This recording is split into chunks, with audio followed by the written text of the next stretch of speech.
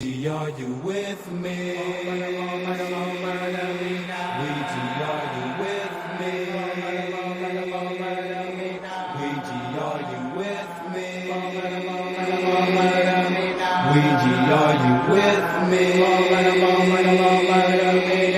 Dear Mr. Ouija, I want to know my future. Will I die of murder, of bloody murder? Come again, dear Mr. Ouija. I want to know my future. Will I die of murder, of bloody murder? Come again, murder, murder, more murder, more murder, murder, more murder, more murder, murder, more murder, more murder, murder, more murder, more murder, more murder, more murder, more murder, more murder, more murder, more murder, more murder, more murder, murder, more murder, more murder, murder, more murder, more murder, murder, more murder, more murder, more murder, more murder, more murder, more murder.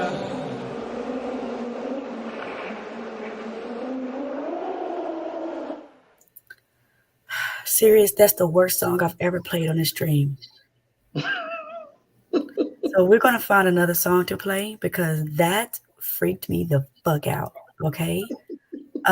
My kids are asleep, and I'll be damned if they hear Ouija Mo Murder while they sleeping. So let's just play another one, okay? No, seriously though, if you want to play something upbeat, play The Temptations, My Girl. All right, we'll try that one. That's more upbeat and it's more acceptable. Yeah, it's a little bit more acceptable because these niggas talk about Ouija Mo Murder, Mo Murder. What the fuck is going on? Oh my God. That's horrorcore from the early 90s. That's Bone Thugs and Harmony. Oh my gosh. See, I should have listened to the song before I just played it. I trusted you. I thought you would have. It's not that long. I trusted you, and this is what happened. It's okay, Terry. Bear with me one moment, you guys. I tried to trust in y'all see what happens, ladies. You see what happened when you try trusting these men? These niggas gonna put Ouija boards on you and shit. This is why I'm single, I promise you. Let me just delete that one off my playlist too, bro. Look, that song was a prank. I know it was no damn prank. What the fuck?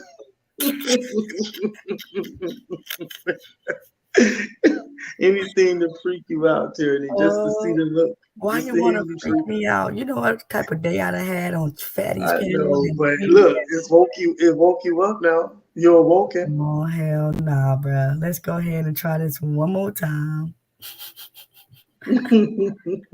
You're awoken now.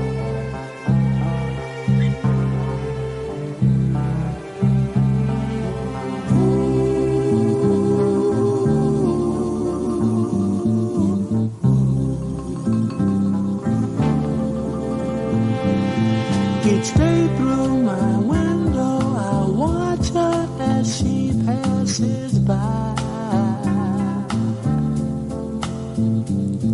I say to myself, you're such a lucky guy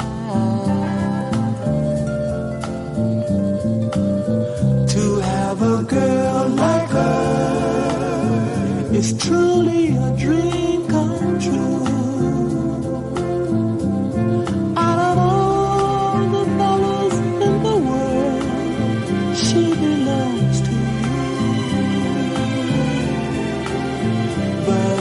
Just my imagination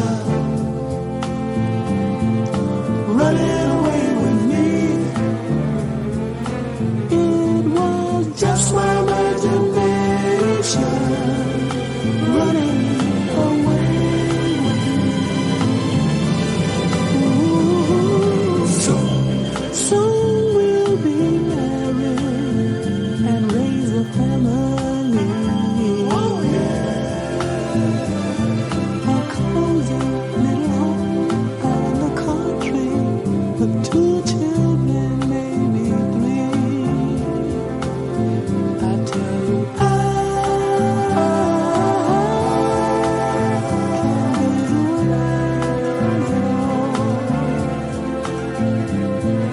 this couldn't be a dream, for to real it all seems. But it was just my imagination once again, running away with me. Tell you it was just my imagination running away with me.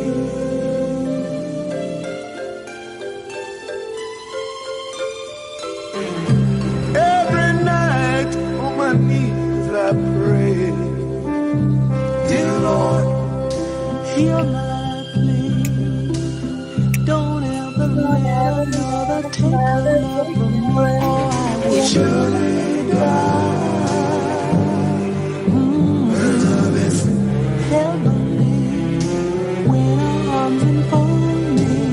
I hear a tender rhapsody, but in reality, she doesn't even know me. Just my imagination once again running away with me.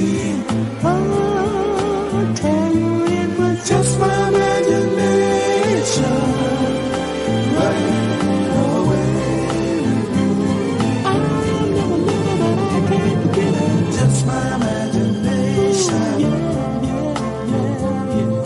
running away with me.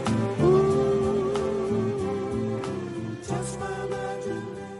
What's up, everybody? Thanks for coming and pulling up, as y'all always are, as you always do. I see the ones that's coming through, the ones that are true. So I just want to say from the bottom of my heart that I thank you, okay? It's late. Yes, it's late, okay? But a virtuous woman wakes up in the middle of the night to make sure that her children are taken care of, and therefore I am here, okay? Now, I've been giving me a lot of y'all. I mean, hold on. I've been giving me a lot of y'all. What does that mean? Hold on. I've been giving a lot of me to y'all, and you don't appreciate it. And I know you don't appreciate it because you don't drop that money in my cash out. So this is what I'm going to do tonight. I'm going to just have the words come from someone else, okay?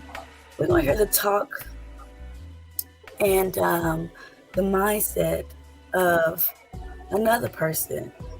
This person seems to have experience, things to say, and I'm here for it.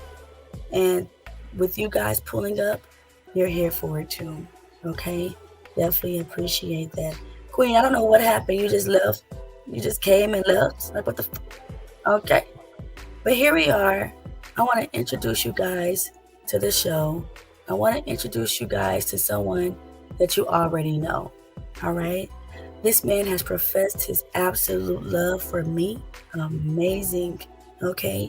And I mean, you know, it's just great. God brings people in your path for a reason.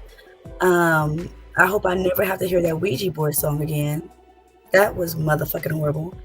But besides that, I want to welcome you guys to the stream. The guy, Sirius. What's up, Sirius? Hey, what's up, Tyranny? Everything. Price, gas, food, everything. I was door dashing today and I went to Popeyes. Them niggas is selling 8 pieces of chicken for $30. It's crazy. That's what's up. It's crazy. That is insane. $30. So if we go to a calculator and then if we take 30 divided by 8, that's $3.75 per chicken. That's a lot of money. That's a lot of fucking money. Shit. And that's still cheaper than gas. $3.7 barely. Yes. Yo, gas is as much as a freaking piece of chicken. That's crazy. I'll take the year 2000 and 1999 back any day. I mean, are we ever gonna go back just a little bit? We are going back. You don't think $4 chips, please? That era. I Makes me feel like we're going backwards. 50-cent newspapers, please. Let's go back. I don't like this. Hold on, 25-cent movie tickets. Oh, Please. wow, yeah. They had the $5 Tuesday. $5 Tuesday was always nice. But you're right, they had the $2 movies back in the early to mid 90s too. That was always a treat. Popcorn was cheap, you know. Popcorn was cheap. Hose was cheap. Holes. Everything, unless you in Atlanta, like Leonard said, he said there's $30 hose over there. So, I don't know. Damn, you got to make a life decision now. Relieve yourself or get some gas. Shit,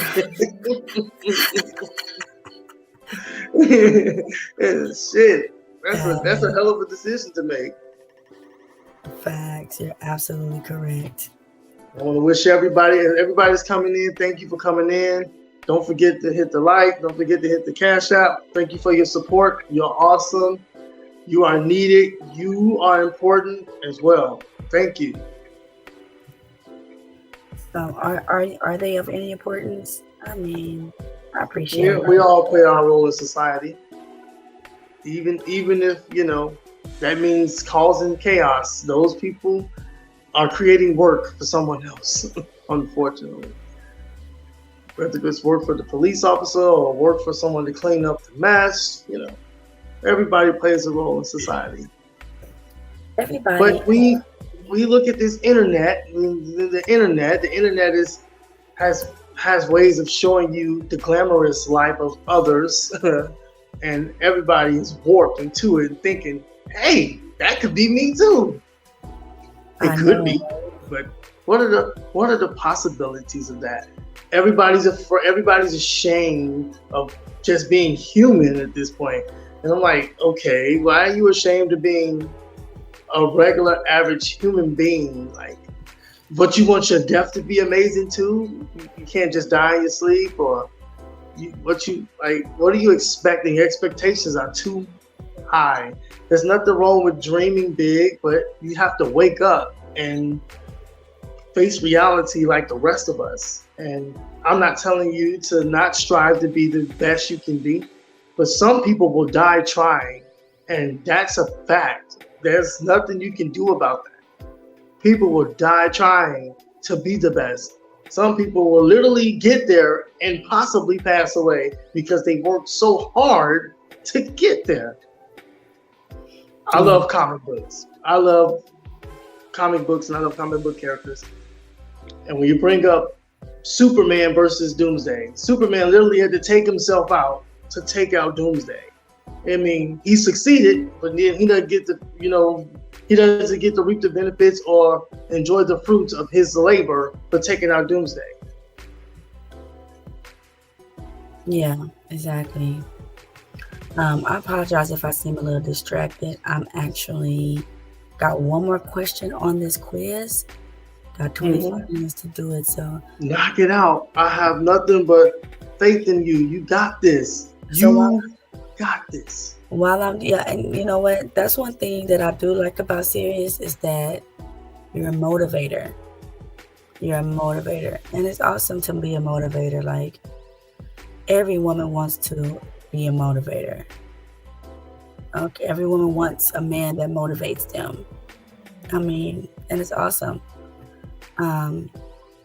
So while I finish this last part of the quiz, let me go ahead and just pull up this video that I found right quick.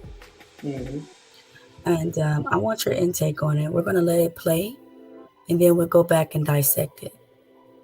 Nice. Okay. Where'd I go? Oh, I got to come over here. Okay, we got that. All right. This is called What Women Don't Understand About Men by Jordan B. Peterson. All right. You ready? Let's go.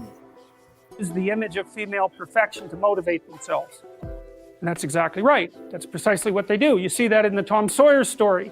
So Tom Sawyer is about 12 years old. and he's still hanging around with his friends like Huck Finn. And this girl moves across the street, Becky, and she comes out and he's struck by her for the first time in his life. Something's changed. And the first thing he does is hop up on a picket fence and show off and balance in front of her. And he's saying, well, look at me, look at me. He's like the male bowerbird building something beautiful so the female will approve of it. And it's motivation, you know, and that's something that I think modern women don't really understand about men. They don't understand that, at least to the degree that males are uncorrupted and not bitter because of being rejected, they're doing everything they can to kneel before the eternal image of the feminine and try to make themselves worthy. That's the chivalry story, right? That's what you should encourage in your partner. So out of chaos emerges this first form. It's the feminine form. It's partly the form that represents novelty as such.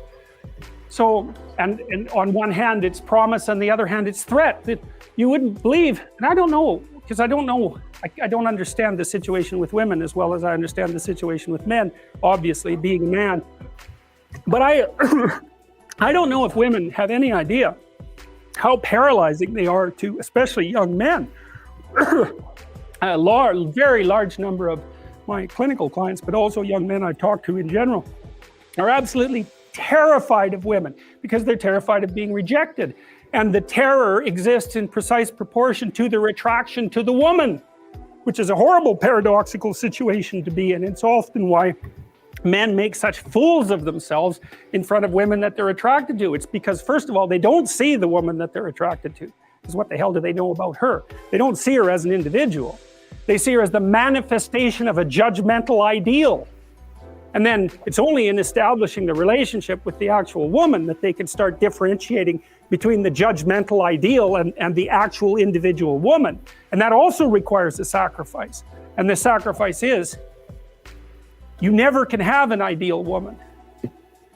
So to have a relationship with any woman, you have to sacrifice the relationship with the ideal woman, and you have to see the individual woman and separate her from the ideal. And that's the same thing that happens to the hero in Sleeping Beauty, right? He sees the evil queen who actually turns into the dragon of chaos.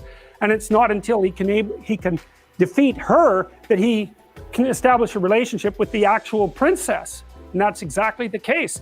I had one of my clients who ran this men's group, which was quite interesting. One of the things they had the initiates do, which was very intelligent, was to go out and ask 50 women in one day for their phone numbers.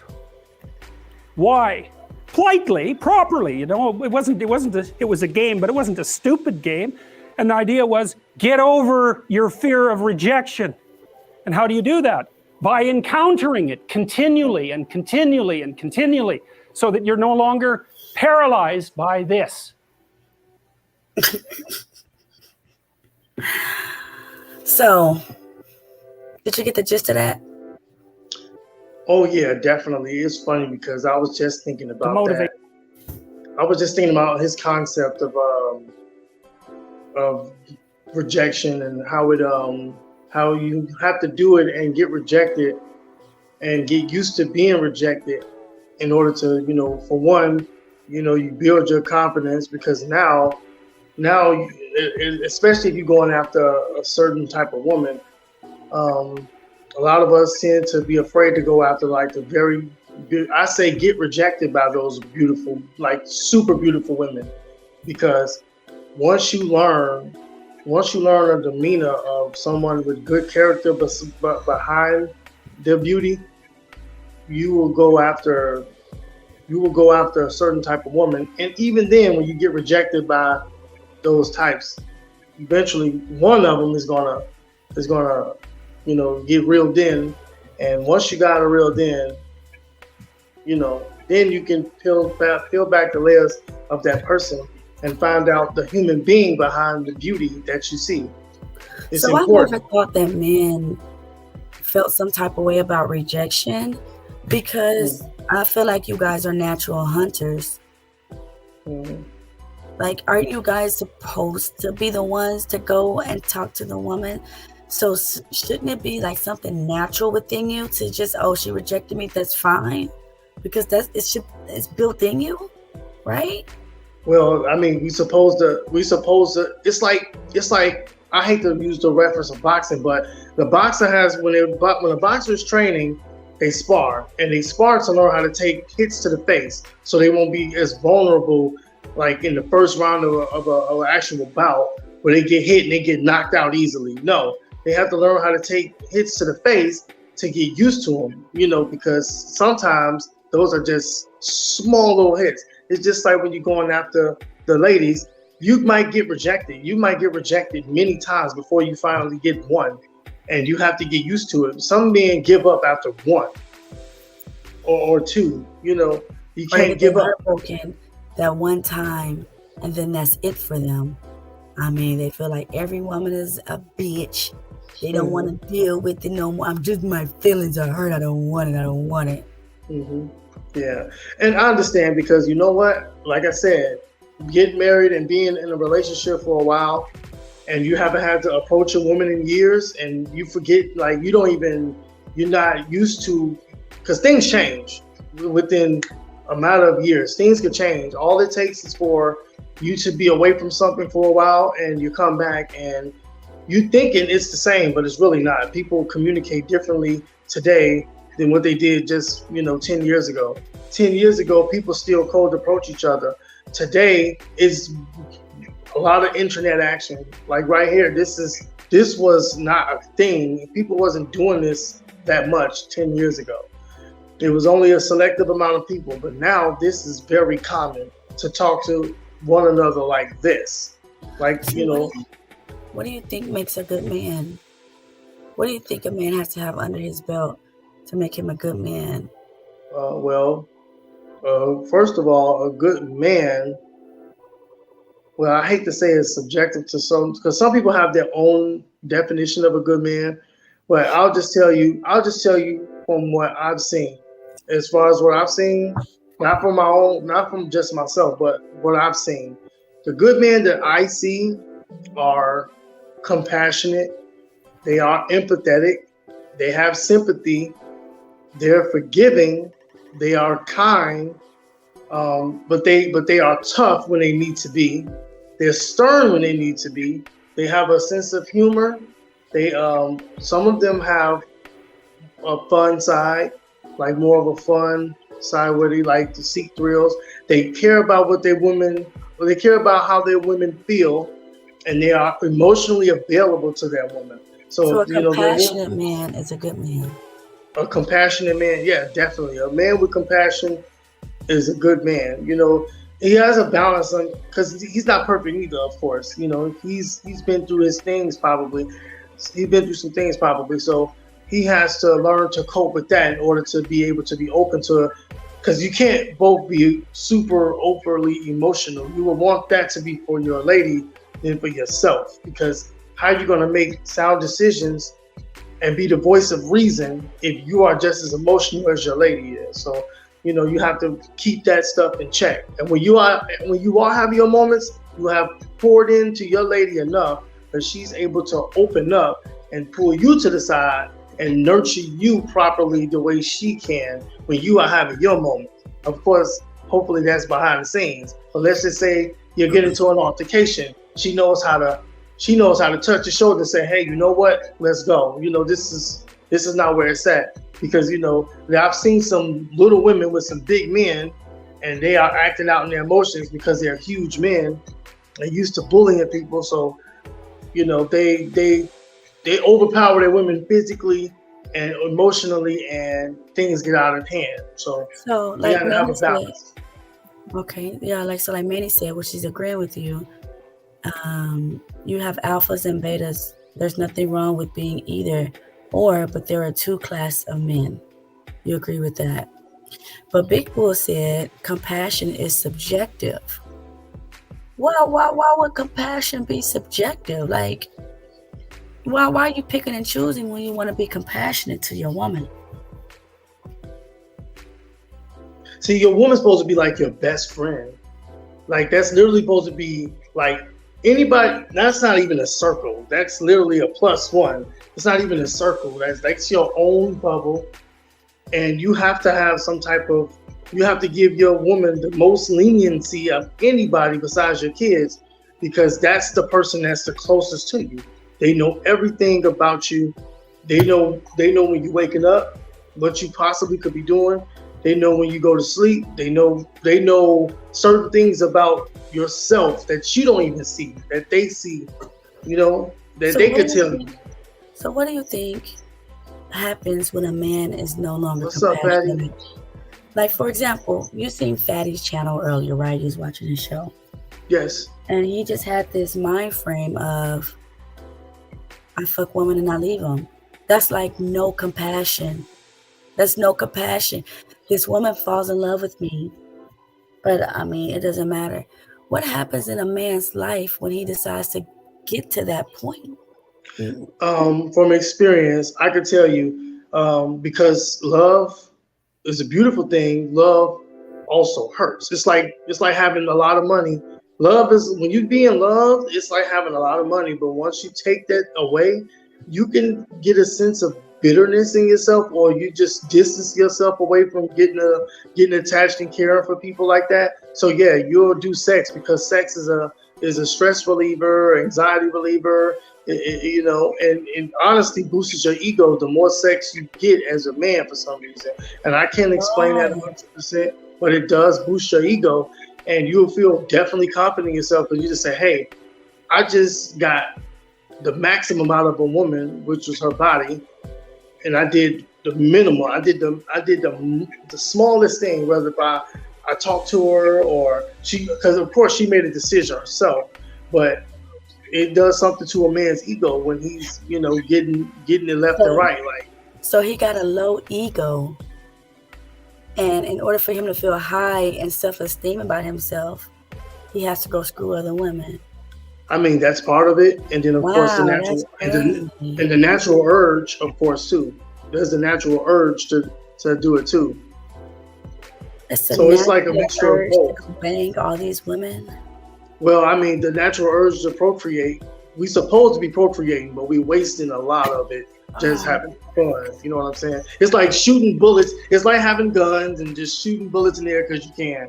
You know what I'm saying? Instead of using those guns for war, you just having fun. Yeah, woo, I can shoot and do whatever I want, Miss Tiny As long as you Twist. don't hit nobody. And when you hit somebody, it's like getting them pregnant, right? As long as you don't hit nobody, you wore your vest, right? Nobody got hit. What's the big deal? I mean, these conversations is it's crazy to me because it's like, especially once you get a certain age, it's like, for what? Why do you need women having sex with women to validate you? You know why? The hardest man to be is a virtuous man as well. Just like it's hard to be a virtuous woman. And it's easy to sin. It's easy to go out there and do the wrong thing. That's of a Men find lower, it. that's of Men a, find it. Some men find it easier to just I know have to. damn well you ain't about to say some men find it easier to stick to one woman. No. What I'm No. going to say is some men find it easier to not invest their heart because they are sensitive, believe it or not, and they don't take it very well because a breakup is a rejection as well. And some men don't take it very well when they are invested with their heart and their feelings. And some men don't react very well. Some men Why get do violent. men why do men mess up now, I'm not saying all, but a lot of the relationships are messed up by men.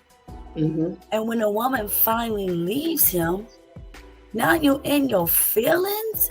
But why be in your feelings after the breakup when you did everything to break up that relationship?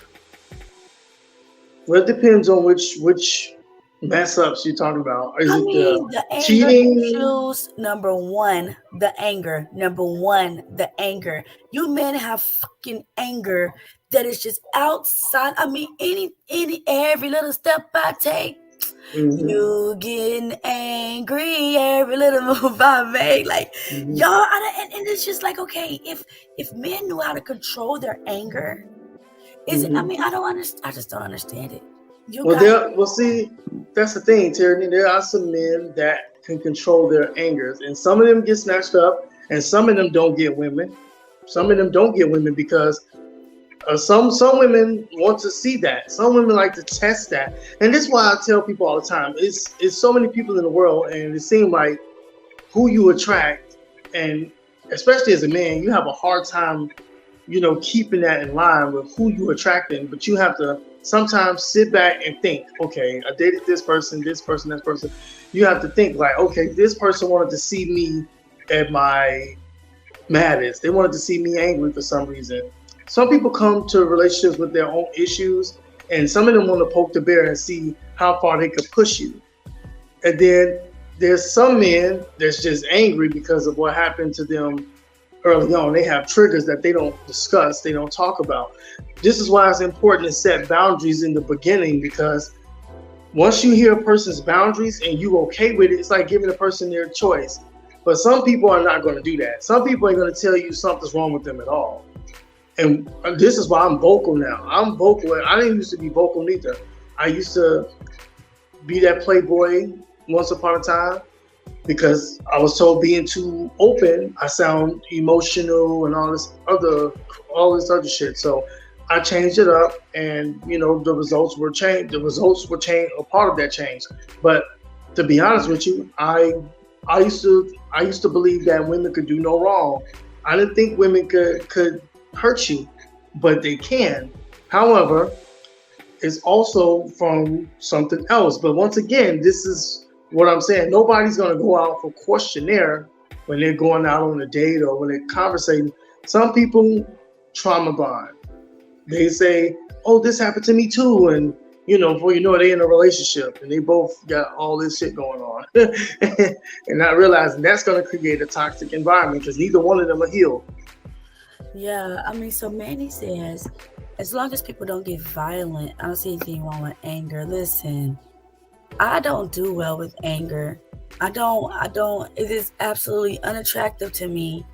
It makes my heart start shaking. Also because of my trauma. The moment that another person, a human being, feels like they need to raise their voice, no woman wants to be yelled at.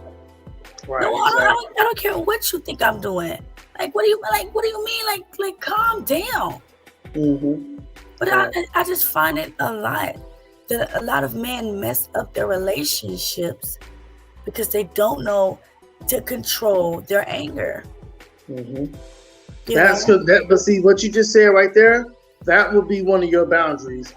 You don't deal with people getting mad and raging because it's a trigger for you. You've experienced something where you're not going to tolerate it. You have a zero tolerance for that. That's good that you would say that in the beginning. There's nothing wrong with letting somebody know, hey, if you're one of those people that get up and throw dishes and you're raging, I'm letting you know right now, we done. There's no second date. There's no second phone call. I'm going to fall back immediately. I'm not going to give you another chance because that's a trigger for me. And it's a really serious trigger for me. I don't play that. Yeah, and You that's got to set those boundaries early in the beginning. And a lot of us nice guys, we don't do that. We don't tell a woman, hey, I don't tolerate this from a, we don't do that in the beginning. We so scared of rejection. And I say we because I used to be that guy. I know what to do. I just, sometimes let my guard down as well because I'm not perfect. But I know how to set boundaries in the beginning. I say, hey, I give them their choice and say, hey, look, this is what I want or this is what I'm looking for. And, I'll ask them questions. I'm not going to just dive into it, but I'll ask them questions. Like, hey, do you like to fight? Are you physical? I'll ask those types of questions. And then they may ask why, and then I'll tell them why. And then say, hey, I'm not real big on that. That's me setting my boundaries early in the beginning. But a lot of people don't do that. They just dive head in first. And a lot of guys are afraid of rejection, so they don't even say anything. They just try to go with the flow of things. Yeah. Tyrone says, I get angry and raise my voice, but throwing things and being disrespectful and hitting is not cool with me. Yeah, but verbal abuse is just as bad as physical. I mean, no woman wants you. You're the leader.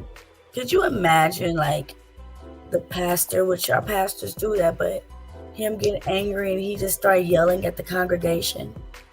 Like, what the hell are y'all doing? What happened last Sunday? No, sit your ass down, man. Sit your ass down. Don't tell me nothing. I told you to make sure everybody put $5 in the tray, and you didn't do what the fuck I told you to. Niggas putting quarters and shit in the tray. Like, I mean, you're the leader.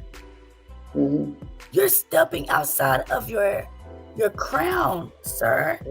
You're stepping outside of your manlyhood, your leadership, when you decide that you need to yell and raise your voice at a woman. Well, you know what? I know that I like how you always acknowledge us as leaders. You never try to downplay us and call us out of our names. You still believe in us as being the leaders. If we are the leaders, that means that if there is great leadership and you're seeing it, I would like to see the ladies to follow the better leadership, because every time I see like the ladies doing certain things, they'll say, well, men do it too. Well, why are you following that instead of following the better leader? Why are you following that when you could follow the better leader? If you want to be led the right way, why won't you follow the ones that's giving out the best? They're giving out the best examples, and it doesn't matter if they're wealthy or they're the bus driver or whatnot. And I'm just using these examples because they're the most popular in the algorithm. But if these people are giving out the best examples of a man, why not follow them instead of following the toxic men and say, well, they do it too? Because you're only putting yourself, at risk as a lady. I feel like the ladies will always be themselves regardless of what position they're in. Men, on the other hand, like I said, some men, they don't deal with certain things very well. And this explains why when men get upset, the deletion rate on their end is much higher because, of course, they're physically stronger. And I don't advocate. What do you mean the deletion? Advocate for. What do you mean? Well, men hurt women to the point of deletion at a higher rate than what women do to men. Of course, there's women who do it to men, but not on a higher level, because some men take it to the extreme. And that's what I tell my daughters all the time. I say, sure, women may be petty. Women may even, try to make your life a living hell. The worst they could do is possibly kill you, but they ain't gonna do it most of the time. But a man, the worst thing a man could do to you is take you out. And that's because some men cannot control their emotions. They go off. They go very extreme because they start adding on everything that's ever happened to them, and they eventually take it out on that one person. Let me address these two comments first. So, Tyrone says, my anger is for discipline. What makes you think that you can discipline a woman, a grown woman? That's control, and that's just something I don't do well with. I don't do well with the man, and most women don't. Try to control us. Like, I'm angry, but I'm only trying to discipline you. I'm trying to help you. Your anger isn't helping me. You calm me down and go sitting in the other room will actually help me more, because it actually make me learn he's not going to tolerate this. So I might be trying to yell at him and go back and forth with him. But if he leave, let me let y'all know. If you leave about 10, 15 minutes, an hour, and that don't mean leave to go have sex with another woman, that's dumb. Don't ruin the entire relationship, okay? But if you just left to go cool down and you don't have to cuss me out and call me out my name, that's the best discipline right there. Could I say something? Of course. Okay, so honestly, you should never discipline with anger.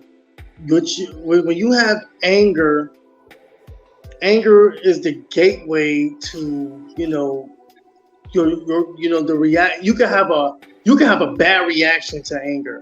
You could definitely do some severe damage. If you want to really discipline somebody, also you have to be disciplined yourself. So you have to calm down and reevaluate the situation and find out, does your discipline match the crime?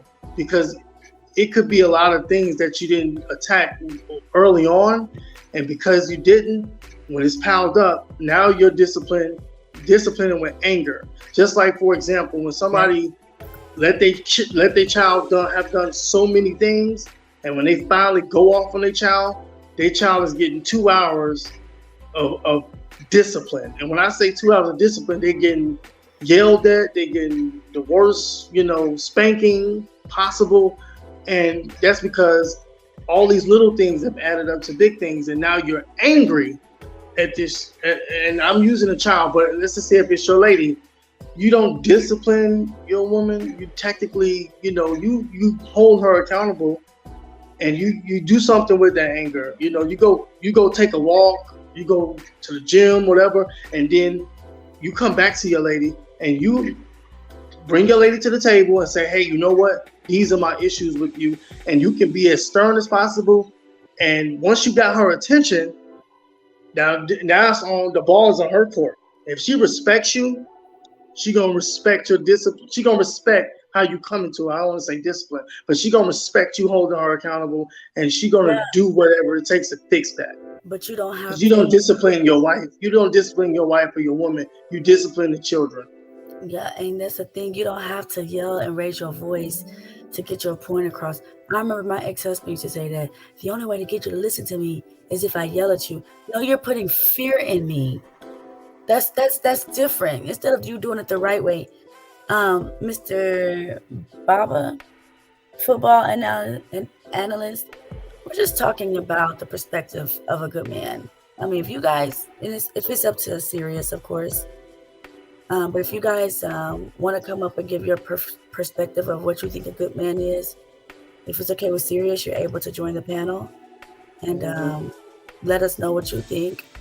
But so far, Sirius has said that his main thing of a good man is a compassionate one.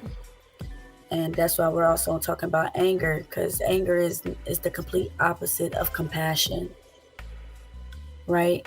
It's the complete opposite. But yeah, I'm sorry. Go ahead. Men have to we have to have a balance of all of that stuff, unfortunately, and that's before you get to the finances. A good man also will provide. And when I say provide, I'm talking about he's gonna put his health first, right? But as far as the things he loves and enjoys, he's gonna put it last. Everybody else has to be taken care of. So he can't take care of everybody unless he's in good health. So he's gonna make sure he's in good health first. So he's able to physically do whatever he has to do to get the money, to get the resources, to be able to protect and provide. You gotta have energy.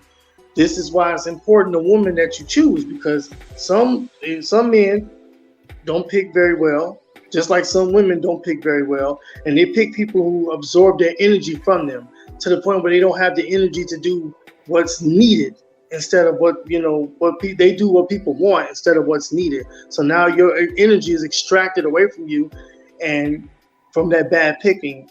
So a good man that's in a good position and has picked well and has a good woman that he picked is able to do his job. He's able to do what he's supposed to do, because yes, it is true.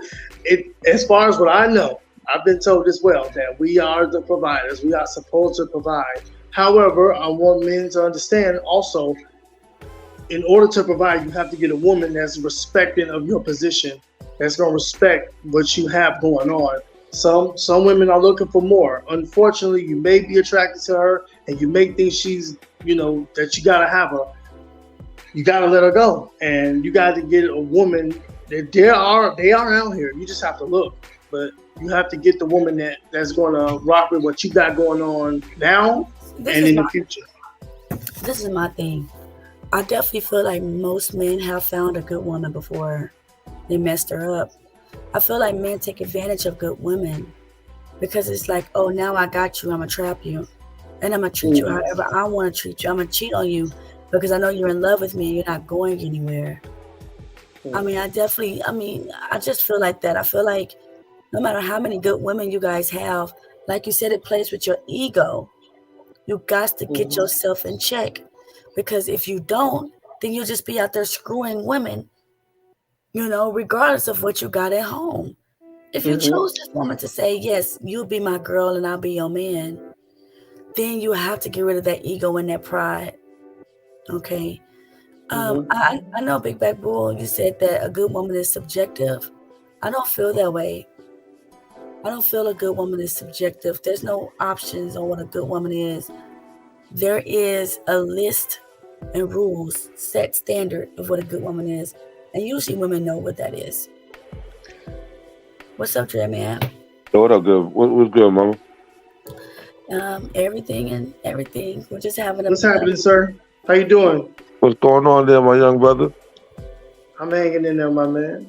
Good to That's hear really from you. cool. That's what's up. That's what's up. Yeah. Did you want to weigh in on this? We're I talking mean, about I just literally jumped in here. Fill me in. What am I catching? yeah, we're talking. Oh, go ahead, I'm serious. You want to tell them what we're talking about?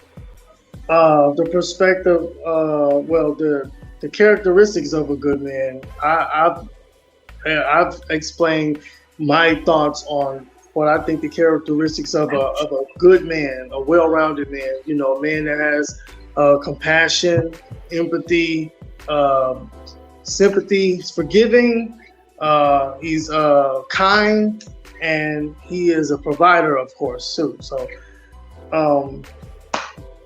I explained a couple of those points. And I I didn't feel explain like them all. men mess up a lot of their relationships because of their anger. All right.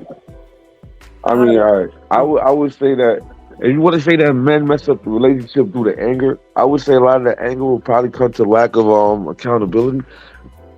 Because like a lot of these conversations I notice I hear like all the time.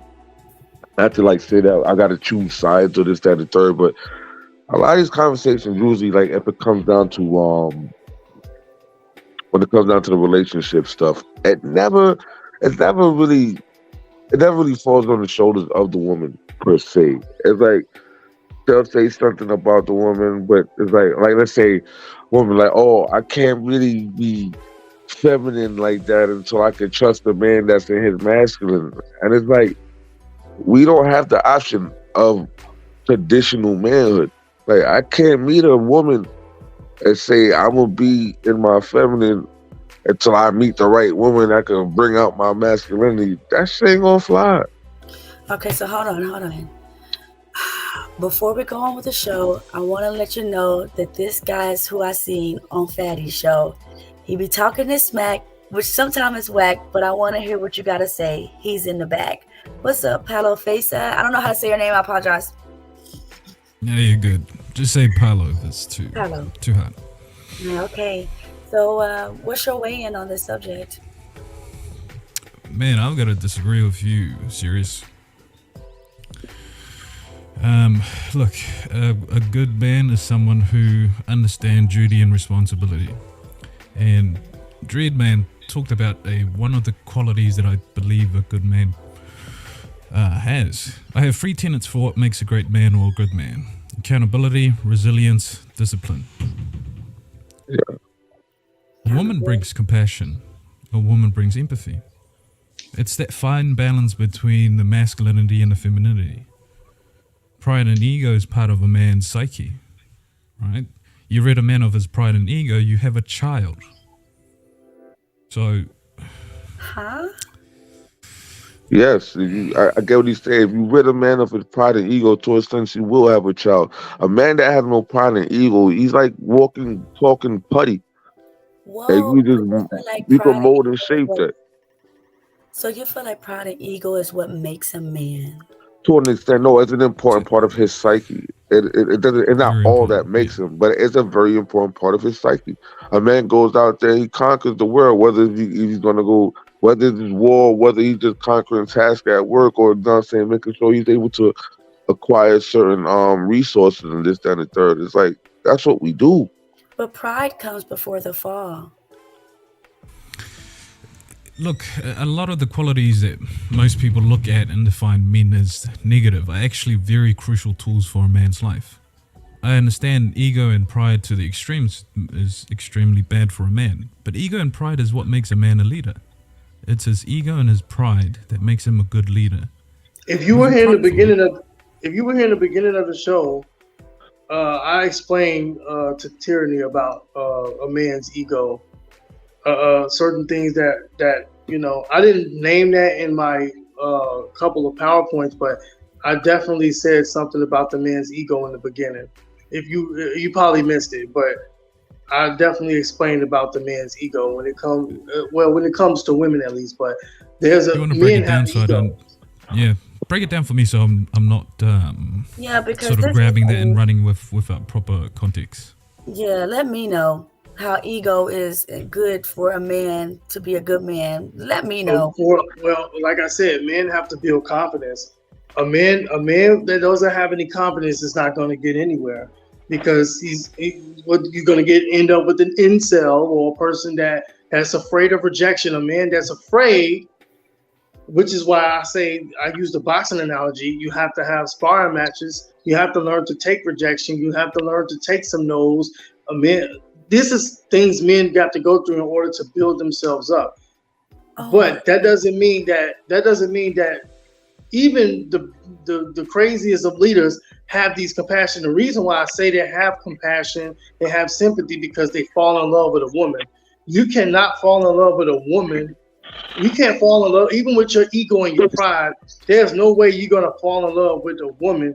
Even if you ever watch these silly movies, they always have the man. His weakness is a woman. His weakness is usually a woman. yeah, but listen, the definition of ego is a person's sense of self-esteem or self-importance. But you're boosting yourself up most likely to think that you are more than what you probably are. No.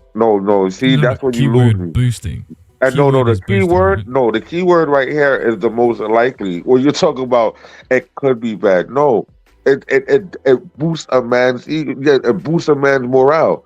Now, too much of anything is not a good thing. Too much ego is bad. Just like too much Mhm. submissiveness is bad. Like, you gotta have a backbone to some extent. You have a Like, life balance. is a great game of balance. Like, you know what I'm saying? That's why there's the yin and the yang. That's why there is man, and that's why there is woman. We are Yeah, But not. you We are ever balanced watch to each other. Rocky? You ever watch Rocky?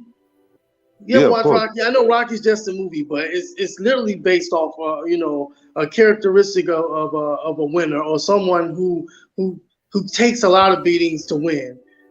Majority of that inspiration came from a woman, and he could not always go on. His psyche would be messed up because the one person he cares about, the one person that gets him to be forgiving, compassionate, and have an empathy towards anybody, and having a big heart, he could not go on mentally. And he was a great fighter, right?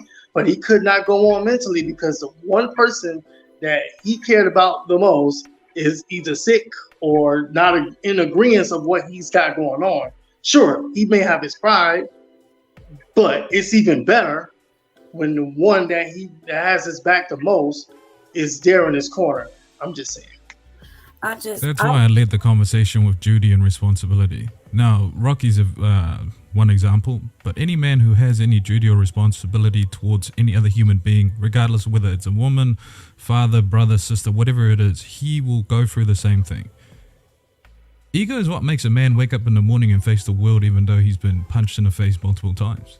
And plus, Rocky met Adrian on his way to. Rocky was already on his path, bro. Rocky was already disciplined, was on his path. Yeah, it was cool. He met Adrian, this, that, and the third. He didn't win because of her. He didn't do it because of her. He had that burning desire. He always had that burning desire. That's the difference. Then he was on his purpose, and she fell into place. But it wasn't like he met this girl. Was like, oh my God, Adrian! Now let's conquer the world for Adrian. That's not how that went. Bro. Listen, she was with him through his rise to the top. Is what I'm saying. That's why he's saying no, but you're not hearing what I'm saying. I'm not. Yeah, she was with him, but she was not his main motivation. She was not the reason why he was doing anything. She was just a nice little. She was there to boost him and there to help him. She was not his main goal. I get that, but what I'm saying is, as time moves along, right, and he becomes the man. A lot of the reasons why he was able to even get through the rest of that, I get that. That's the beginning. That's the origins. Cool. I give grace to the origin. Cool. But as time moved along, and he became one with Adrian, he could not take on what he was taking on because she's on his mind.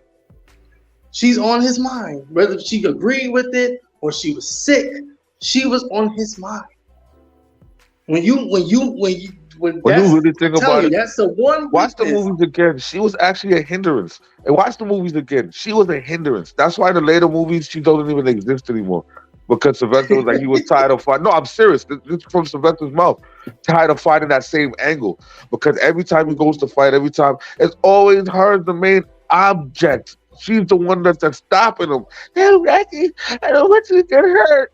No, it's dangerous. No, kill the power. No. If it was up to her, if it was up to her, right? If that motherfucker didn't have a sense of self, he would have been lost in the sauce a long time ago. He would have just packed up his gloves and would have just moved inside of her vagina and just lived there. Okay, a lot of the stories that we hear when it comes to, you know, the man being the man, there's always a woman involved. Even in our favorite superheroes, there is always a woman involved. Why does he have to save her?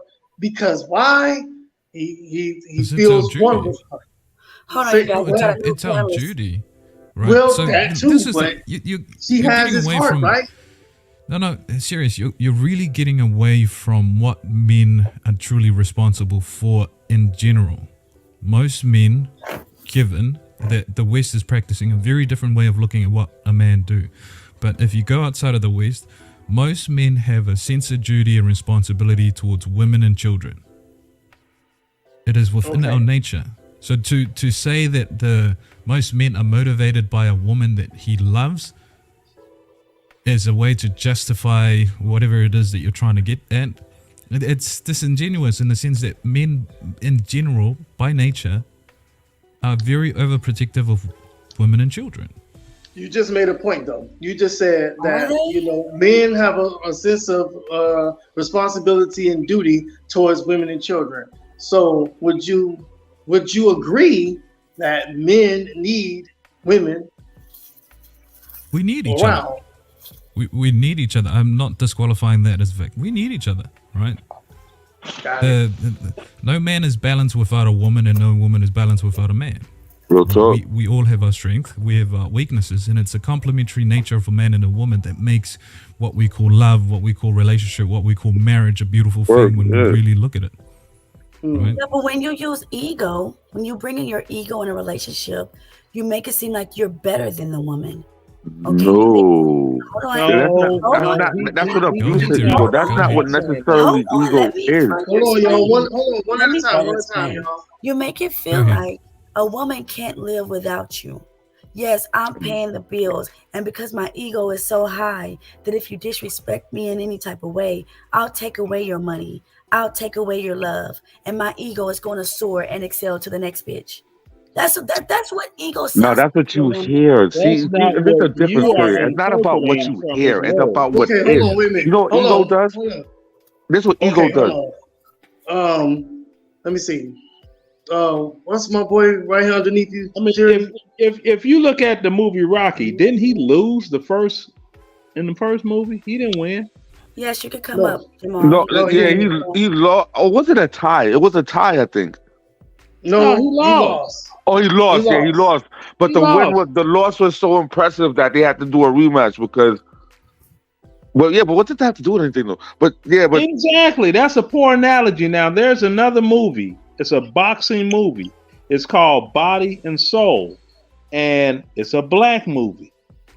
A better analogy of that would be when you had Leon Isaac Kennedy playing Leon the Lover, and another group, a collective group of boxing promoters, put everything to the point where his old lady that he was with, that was supporting him, he's in room 316, and she gets the key for 316 or whatever the number room was. He's in a bed with 3 other women. They took away his whole support system, took away his woman, got his best friend, his partner, introduced him to Angel Dust. So now he's dusted out. they took away his whole foundation, right? That would have been a better movie to use, not Rocky. I don't know if you've seen the movie Body and Soul. If you haven't, No, I ain't never seen it. okay, watch the movie Body and Soul. That'll be a better analogy Okay, for you to I'll use. get back to for it. a boxing I'll movie. watch it. I'll get back to you on it. All right, now That back way what I I'll was be trying able to to- say, man. Like when you're talking about ego and all this type of stuff like And that, yes, an pride. abusive, Pride is yes, ego, pride, yeah. You talk about ego and pride and all that. Abuse of it is horrible, but we know what pride does. Pride makes me not deal with a certain caliber of people because it's like, yo, I don't want them to sully my reputation. Pride is what will make me pride and ego using the right way will make me say, you know what, I have too much respect for my family to even want to be embarrassed this way or embarrass my woman that way. Let me not do certain things. It's like, it depends on what you find important and what you uphold to be valued. That's why pride and ego can be important. Now, if you put the wrong things on the scales as into what you value, then that fucking pride and ego is going to be a very terrible thing. But it doesn't necessarily mean I'm better than this person and I'm on to the next girl. And no, you just make more cautious decisions. Hold on, You ever seriously, heard whenever we have a new panelist, we'll let them come and say something, get their first range. So what's up, OG Jamel? Hi, how you doing? How you doing, everybody? How Good to I'm everybody. about So I was gonna say something. All right, bet. I wanna listen more, and then I can talk. I wanna listen more. Can I do that? You want to listen more? I wanna listen more. Absolutely. So All these, right. the men on here feel like pride and ego, which is the biggest enemies in a relationship, is what makes Look a at man. it this way, Terry. For a woman. Look at it this way. Hold on. I want to hear what hold on, let her talk. Let her talk. Before the fall. And that's a fact of life. Absolutely. Pride comes before the fall. That's I a want to say, fact of isn't life. pride a part of the 7 deadly sins? Yes, it is. I'm not getting all into the Bible. I'm getting into real world, whatever. That is I'm not including no Bible and Well, nothing. who can elaborate on pride before the fall? Who can elaborate and articulate what does that mean? I can articulate on it. Okay, go ahead. Go ahead. You Okay. got wisdom, and I A respect lot of wisdom. brothers where I grew up, they was slanging and semi-banging, and they was getting mad money. Mm-hmm. And that was their pride. Their pride was in the product they was pushing. But then they got busted. Pride before the fall. You see what I'm saying? They thinking when they went downstate, everybody was going to have all this love for them. Nobody had love for them while they were downstate. Then they come back to Chicago after being down in Menard Correctional Facility, 6 hours away from Chicago, a 6-hour drive on I-57 around Carbondale, Illinois. Mm-hmm. Now they can't do what a regular whatever because they got that dope felony. So they got to go back into their old circles. Then they end up becoming a victim of their own circumstances. They end up strung out. But when they was on top of their game and they wasn't using, they was just slanging and had all this money. All that was their pride. Pride comes before the fall. I got something to say too about what he's saying. Can we not talk about what other people what they did? Cause I think that we're snitching. I feel like as black people, we're snitching on black people.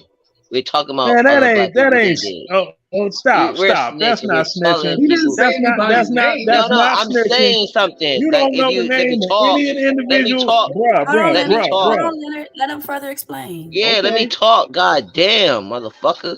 Hold Tell your I bitch don't even ass. know your mom. Okay. I don't give a That's- fuck if you do not. Let me talk. All right, bet. I feel like we learn in history, right? We're learning from what other people did in the future. All right, bet. Can we talk about what we're doing right now? Instead of what other people been doing? We understand that we all see movies and downfalls and upfalls and the risings, empires falling, and you know what I mean? Like, can we talk about what's going on right now? Like, where we at right now? Us Oh, women I feel can like talk they're about right mad. now all day long. You have young people out here. Yeah, I feel you, bro. I feel you. You have young people. That's all I want to talk about. Like, what are we doing? Like, they did that in that eras. That was their eras. It's 2023. I know that. And It's you have 2023. You have people in 2023, and their sons are running around. You know, many don't even know who their daddy is and have no contact. For the ones that do, these shorties are doggone reciting Tupac like he Malcolm X, talking about Tupac is a hero. You, as a black man, are a failed black man if your son is viewing a rapper as his hero and not you. And that's what's going on in America today. Well, you know what? That's okay, because Bernie Mac was my father. I'm convinced. Yeah, Bernie Mac. Rick James was mine. Rick James, Bernie Mac. Okay. Yeah. Okay, let me say y'all inventing daddies right now. Okay, let me say this. Y'all Okay, inventing so- daddies. Leonard, I'm hold on, talking Leonard, about hold on. being a daddy. Leonard, So I just came out of the Hispanic culture, right? With the ex-husband. And one thing I noticed is they had a lot of pride and a lot of motherfucking ego, because the way that they treated their wives were shitty. It was like, yo, I got you. Now you're under my rule. And if you don't do what I tell you to do, I'm gonna go fuck somebody else, and I'm gonna disrespect you. I'm gonna do what I want. And versus understanding that woman is the reason you have a family. That woman is the reason you are a father. Instead of having respect for your woman and trying to make it work, you put your ego above her, and then you get prideful thinking that you are more than her. So that's what I'm saying. Those two words is triggering to me. But that's in the doggone Latin culture, because actually, well, no, I'll say Hispanic, because Hispanic is a culture. Okay, that's in their culture. That has nothing to do with Black American culture. Now, how do you translate that into Black American culture? I'm talking about. We're talking about period, right? I can break it down for you, Tyranny. Okay, go I can ahead. break it down very easily for you. Pride and ego is a tool. In the hand of the right man, he can build an empire with it. In the hand of the wrong man, he'll destroy everything in its path. See? A lot of these things are just tools. And depending on the man, he either creates or destroys. Ego for me is having the world come against me because I'm a man of color, and I get up every morning because I have a sense of duty and responsibility to my family. Pride is what keeps me going. It's not that I have a woman and that woman is inspiring me. No, she is part of a purpose that aligns with responsibilities and duties that I have. It is natural for me to follow that incentive. She's an amazing woman. Yeah, she complements my life, but with or without her, I still have a duty and responsibility to myself, to the people I'm in service of, and to the community I belong to. Right? Sounds like a well-spoken. But life sure hell is 100 times better with her in it. Yes, she's not. That's true. True. And that's very true. And me speaking as a divorced man, being a divorced man did not doggone prevent my fatherly obligations at all. My children can't ever say, Daddy wasn't there. Daddy didn't care. That can't be said. Okay, it didn't work out with the mother. It didn't work out with the mother. Okay, that's cool. We are adults. These are children. You know, they didn't ask to be here. We chose to have them. And we need to doggone conduct ourselves accordingly. See? And So what do you guys feel my like? man said, with pride and ego, you could put a hammer in a man's house, in a man's hand. He could build a house or take a life. It depends on what he used that tool for. Okay, so And that's just why I yes or thank no, the right? brother, because he kind of put forth what I was trying to say in the beginning before I had got cut off and shit like that. But that's exactly what I was trying to say. It's not necessarily the ego and the pride. Is what's that ego and pride driven toward? Okay, so just yes or no, right? Just yes or no. Do you guys feel like men are failing in 2023? Yes. Man, I say Yes. society in a whole. Yes. Yes. Yes. Okay, thank you, because Dreadman don't. And where do Okay, you guys and feel why? like- Society on the whole, not just men. I see No, society but that's on the not whole. my question, sir. When you go to school and if your professor asks you a question, you can't ask them to revise the question because it doesn't fit everybody. You gotta Yeah, answer the that's a specific question with a question. Okay. You Right. want to say that? Elaborate on her question. Why are men failing? I was going to And ask. you're talking about gonna black men, ask- right? I was going Tyranny? to ask, where do you guys feel like you're failing? No, Tyranny. Are you strictly talking about black men? No, men.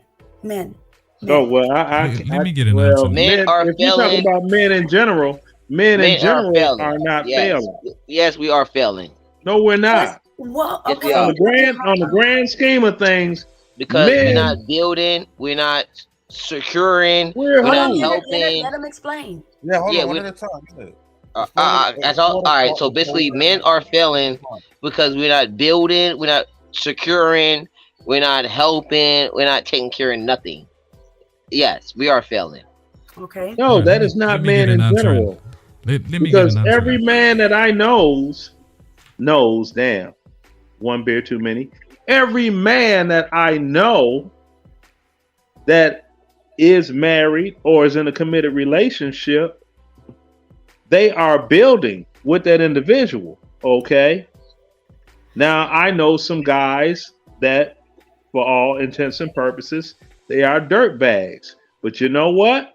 I know a bigger quantity of men like myself that are halves that can provide or are providing, opposed to those that are trying to be nickel slick Rick and But you weasel guys their are way in- into a woman's household. So men as a whole, that's why I asked her, black men, or are you talking about men in America in general? But you're Because you if guys men are in two America in different general age ranges. were Yes, failing, question. Hold on. But you're older. So you're talking from men that was raised to have a wife. I'm talking about men younger than Hey, bro, myself. let talk, bro. Let talk. I mean, I'm just saying, yeah, you're. I feel like you're talking about men that you hang around with. That's an older man. Let's be for real. That's older. No, man. it's not. I'll give you What's an the answer. youngest man that you hang out with? Yeah, talk about 33 years old. that. Okay. Well, us 30-year-olds, we got it right. Okay, Yeah, we about got the it age right. Oh, range. and now Yeah, we're gonna go straight down. right. Well, my son's 30 and he's providing for his woman too. Okay, yeah. Nah, we And don't a man, hold on. Mm-mm. This man that I grew up with on the same street, we're not blood relatives, but we're like brothers. All of his sons, he has sons younger than mine. They're doing the same thing too. He has a son that has a wife with a medical condition, big old beautiful house, 3 wonderful children. She does not work because she can't work, and he's providing all of that. All she has to do is just be the eyes and ears of the household when he's gone. He has another son. He has another son that lives in. Hold on, because hold on. This is what I don't want, right? We're not talking about who you know. We're talking about. Oh no! When we're talking about black men, I'm talking about black men. Men as a whole. And that's why I said men as a whole are not failing. She like men in general. All right. She said men in general are not failing. Men in general are not failing. And the reason for that is you still have lights on. We're still communicating through a interweb, the infrastructure that men are upholding, with or without a woman. Men are only failing in the eyes of women because the only important thing for women is relationship. There are men out there without relationship upholding a lot of these infrastructure that we use nowadays. Are they failing? Probably in relationship. Yes, there's maybe a certain truth to that. But in general, men are out there busting their asses in the ground, up in the sky, deep in the sea, each and every day because they have a sense of duty and responsibility to society. They are not failing. Men and women are just fighting each other in terms of how relationships should look like in 2023 in modern day. And that's the only thing that most women only notice is that, oh, but he's doing this. He's not the great guy I think he is. While he's getting his ass up in the morning, going to work to make sure that the lights are still on, you fan your AC, we still have some computers to look through. Food is on the table. Food on the table. You talk about Men aren't failing. But Women just don't recognize them for what they do. They expect us to think like them. That's the problem. But you guys are meant on this earth. Listen, a man is not good for a man to be alone. That's why the woman was created. If it was just supposed to be about the man and the society, there would be no reason for the woman to be created.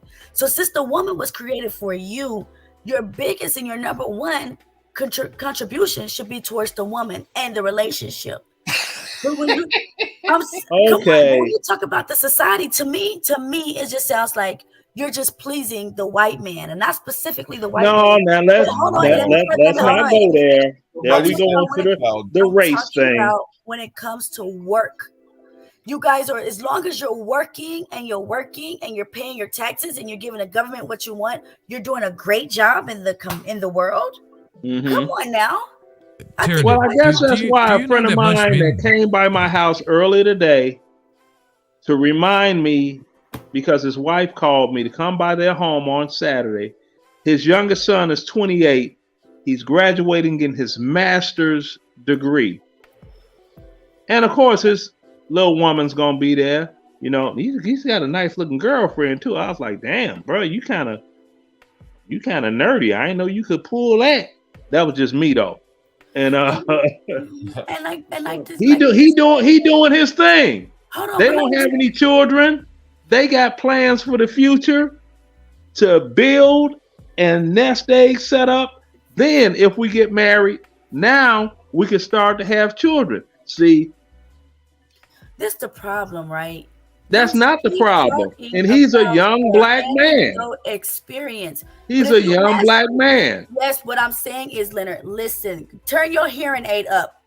What I'm saying is, us women are telling you men that as a whole, you men are failing us. Like Twist said, we were made from your rib. Your first obligation is to your rib. That is you. Your rib is you, like your kid is you, like your children are you. You need to take care of your children. Your woman is you. Mm-hmm. So even if said woman walks in the door with a ready-made family, we're just supposed to accept that, huh? Just like that, of course, because we're nothing. We're just here to serve them. You don't hear it? See? Yes, you don't get it. Hold on. Let me finish shining, bro. Let me finish shining my shoes real quick. I'm about to give you a little soft shoe. You know what I'm saying? I'll give you a little soft shoe, a little jiggity boo. Okay, go ahead. Go ahead, shine your shoe. A man has like a man has no agency of his own, bro. What determines the success of a man is how happy he can make a woman. I call bullshit. Why? Because I call bullshit. Okay, you can call bullshit, but it's the truth. No, it's not. Yes, listen, if you guys keep failing the women, you guys are going to fall. How about y'all stop failing you yourselves? Women are failing yourselves. Exactly. How about y'all stop failing yourselves and then looking to point the finger at everybody else except for yourself? I think we'd be in a much better place. I think the question here is, you think tyranny productive? Tyranny. Can you give the panel and the people watching? Can you dig a little deeper on why you say that men are failing and why you say that men need to tend to their rib first? Maybe we don't understand where you're coming from because it seems like they disagree with you. So can maybe you elaborate just a little bit more? That's why I disagree, because I understand.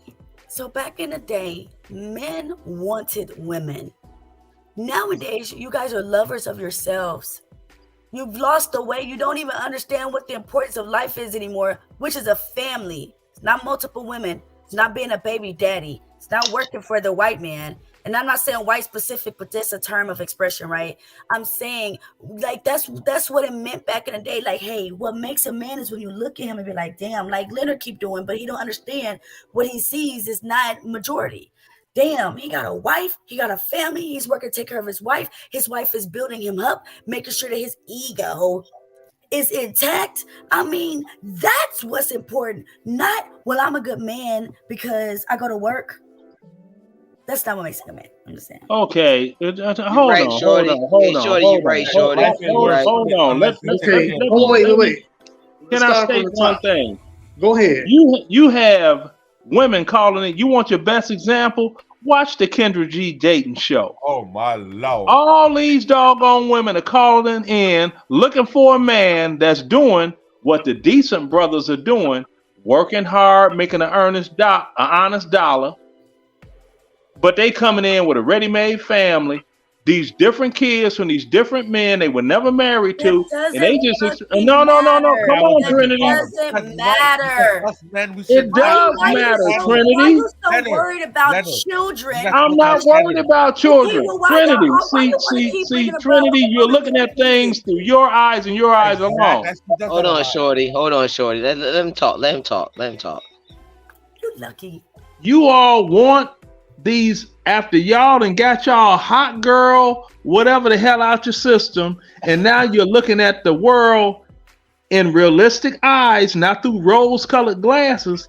Now you want that ideal man to come and protect, provide, give guidance to the children, and all of this stuff that you could have had from one man in the first place had you all not been doing what you was doing. Which was what?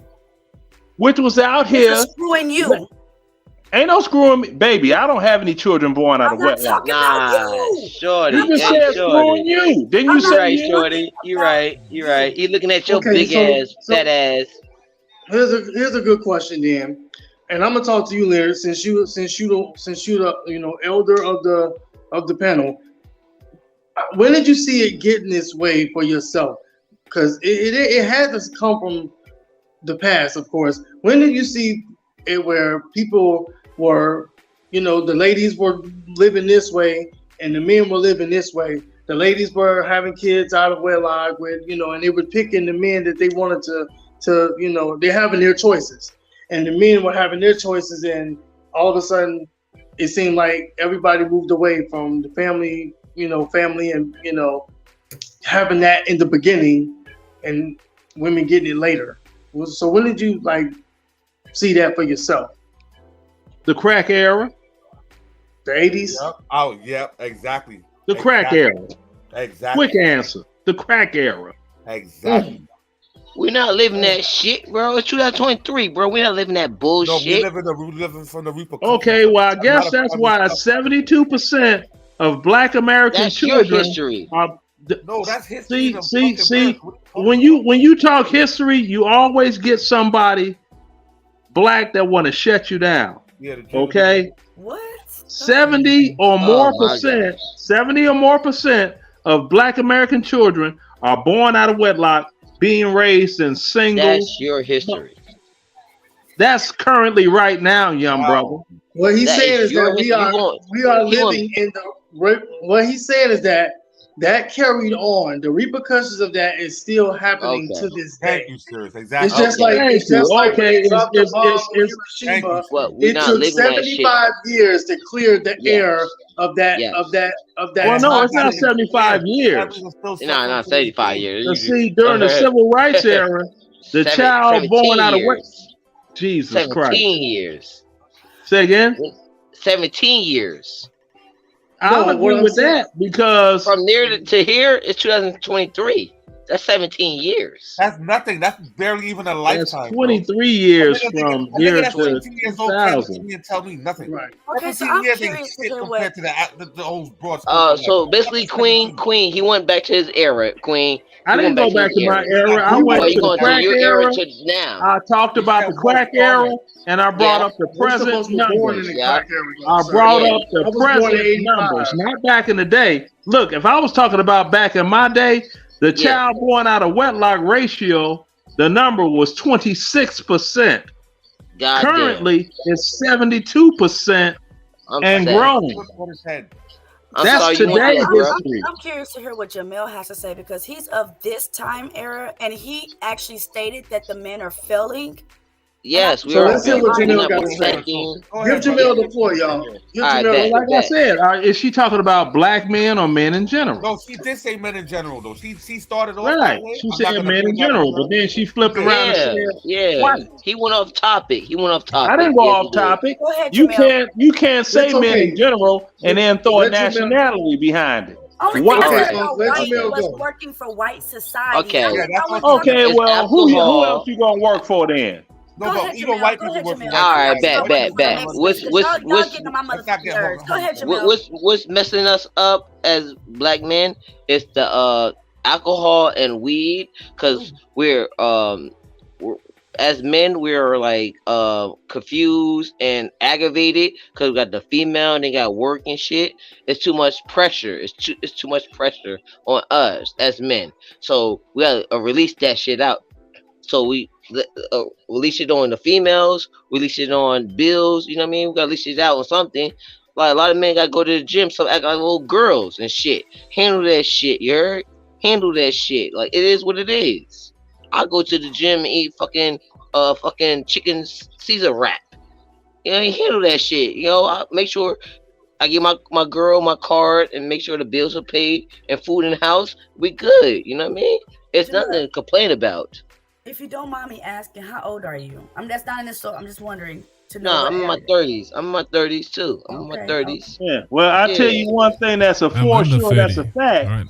We that Look, were I'm born under when I 30. was born, the civil rights movement gave us a doggone better level playing field for success. But you know what a lot of us did? I'm gonna tell you, a lot of us spoiled our kids rotten, taught them no responsibility, no manhood, no nothing. And it's a lot of the people from my generation's fault that these young black men out here are fucked up the way they are. And a lot of these black girls out here are fucked up the way they are because they never saw their mother properly loved by a man, and they want that man love. Okay, that's your generation. Your generation fucked up. Thank you for letting us know that. Your generation I fucked say us that all the everything up. time. It's it's people from my generation that fucked it all up. Because some of us, we thought since we had more of a level playing field, oh, we got privileged and bougie. Yeah. We got privileged and bougie. And then we got our kids all off on material. Well, if you ain't wearing Jordans, you know, you're not this, you're not that. Start spending up all the goddamn money. And then all the kids out there, they fucked up. And it's from people in my generation that got their kids fucked up like that today. Well, 2010 generation, we the next up. You heard? 2010. I know up, that. And the shit has got to change somewhere. It's you all's responsibility. We good, no, bro. We good. Look, it's you all that are in your 20s and up to 30. It's you all's responsibility to doggone flip that, right? Because, bruh, people start having kids in their 20s, do they not? Yes. No, 15.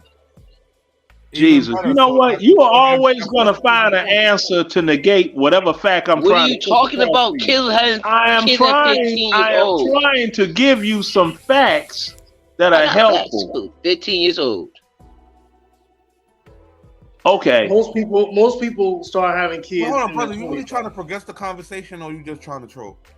No, exactly. I'm trying to progress the conversation and pass some knowledge. I don't think he's trolling at all. I think I'm really asking no thing. Let me ask No, the man. I asked you a question. I'm asking the man. Kids was having kids. Kids was having kids at 15 years old. So what does 15? that? So wait, hold on. So the man was saying now he was trying to make a point, and you so deliberately just cut him off. He was trying to say that it's the responsibility of the younger generation and moving up to start to get a handle on things, which is the 20 to 30s and 40 years old. You kept cutting them off and going straight to 30, 40.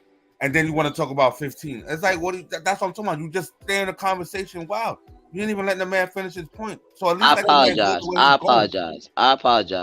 But it Now, sounds this is what I'm looking at. Okay. The people that finish high school or they finish high school age start having children, right? That's the here and the now. Because so many people from my generation fucked it up, felt privileged, and got their kids feeling privileged. Now all that responsibility weighs on the now generation to raise their kids in the right way. But they need to have those educational tools from the older people that did terrific jobs with their children to give them guidance. See, this is generational. This is generational. This is generational fuckery. Can I You ask see you what a I'm point? saying? I just want to ask you a True. point. You're right. You're right. You're right. But It's another thing, generational. And that's the only point I was trying to make. You're Now, right. it's not fair. Hold on. It's not fair at all that the young people that are 20 and going towards 30 of today, it's unfair that they bear the burden of the fuck up of their doggone parents, if not grandparents. But It's here's not the- fair to them that they got to bear the burden of that fuck up. and But that's if they don't bear the burden and start steering these kids in a positive direction, it's going to continue into the next generation. Eventually, there's going to be a generation that has to say, stop, hammer time, and handle that shit. No, to add to your point too, what also creates onto your point is there's the children that got spoiled, but let's talk about the fact that a lot of them also got spoiled due to the fact that their parents never had, and they That's want to true. give their children what they never had, not Mhm. realizing that they're robbing their children of certain qualities that they're gonna need in life. They're gonna have to learn what it is to acquire, what it is to gain for yourself, what it is to live without having until you can get. See, so Bruh. that's the main thing that we have to learn too, because a lot of young parents now will raise their children. I'm like, oh, I never had this, so I'm gonna make sure I get them this and I'm gonna get them that, and they busting their ass to get them all these material things without teaching them all the principles that they need to acquire in life. So now they grow up with this sense of they deserve everything versus they need to work for what they want. And then once they can't get everything, it's like, oh, the system is fucked up. This is like, so I think that's another point we need to add to. You made a very good point. But another reason why kids get spoiled is because a lot of parents think they're doing their child a service. It's actually done out of love. That's the scary part about it. It's just like, I love my child so much, I don't want them to have went through the things that I went through. But you end up robbing them of like, And then you have parents that don't realize the money don't doggone fill the void. Do you know if I talk to my son and be like, what you remember when you was a kid? He don't remember, because he's from the Sony, the PS1 with the CD in it. Oh, hell yeah, DVD, bro. whatever Yeah, it is. that's my era right there. Yeah, he's from that era, right? He don't remember. He don't remember the doggone PlayStation I bought him. He don't remember the gaming system with Sonic the Hedgehog and all of that. Sega Genesis. He don't remember none of that. You know what he remember? When we went way outside the city and went fishing, and he caught a hell of a lot of fish. I didn't catch one. Wow. That's what he remember. See, the time. You got to spend time with your kids. Remember the time. They don't. They can't remember how many Jordans you bought them or how many designer jeans and this and that. They just that time, spending time. That's right. Kids remember time. See, you can't get it back. That's right. Leonard, OG, respectfully, let this be the last time you apologize for your generation. And the reason why I say that is I'm in the 20s. I'm in that generation, right? Mm-hmm. We have to acknowledge that people of nowadays who are full-grown adults have autonomy over their own decision making.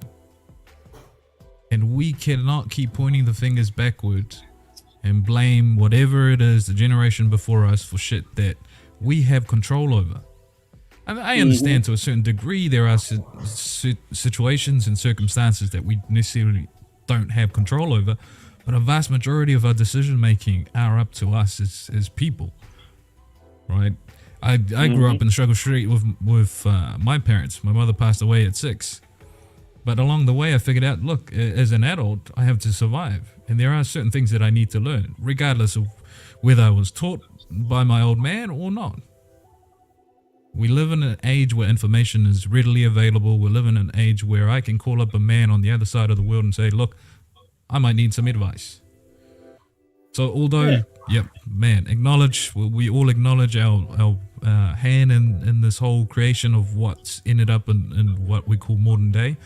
But we have to acknowledge, and I do this to a lot of young men that I mentor. Stop looking in the past and blaming them.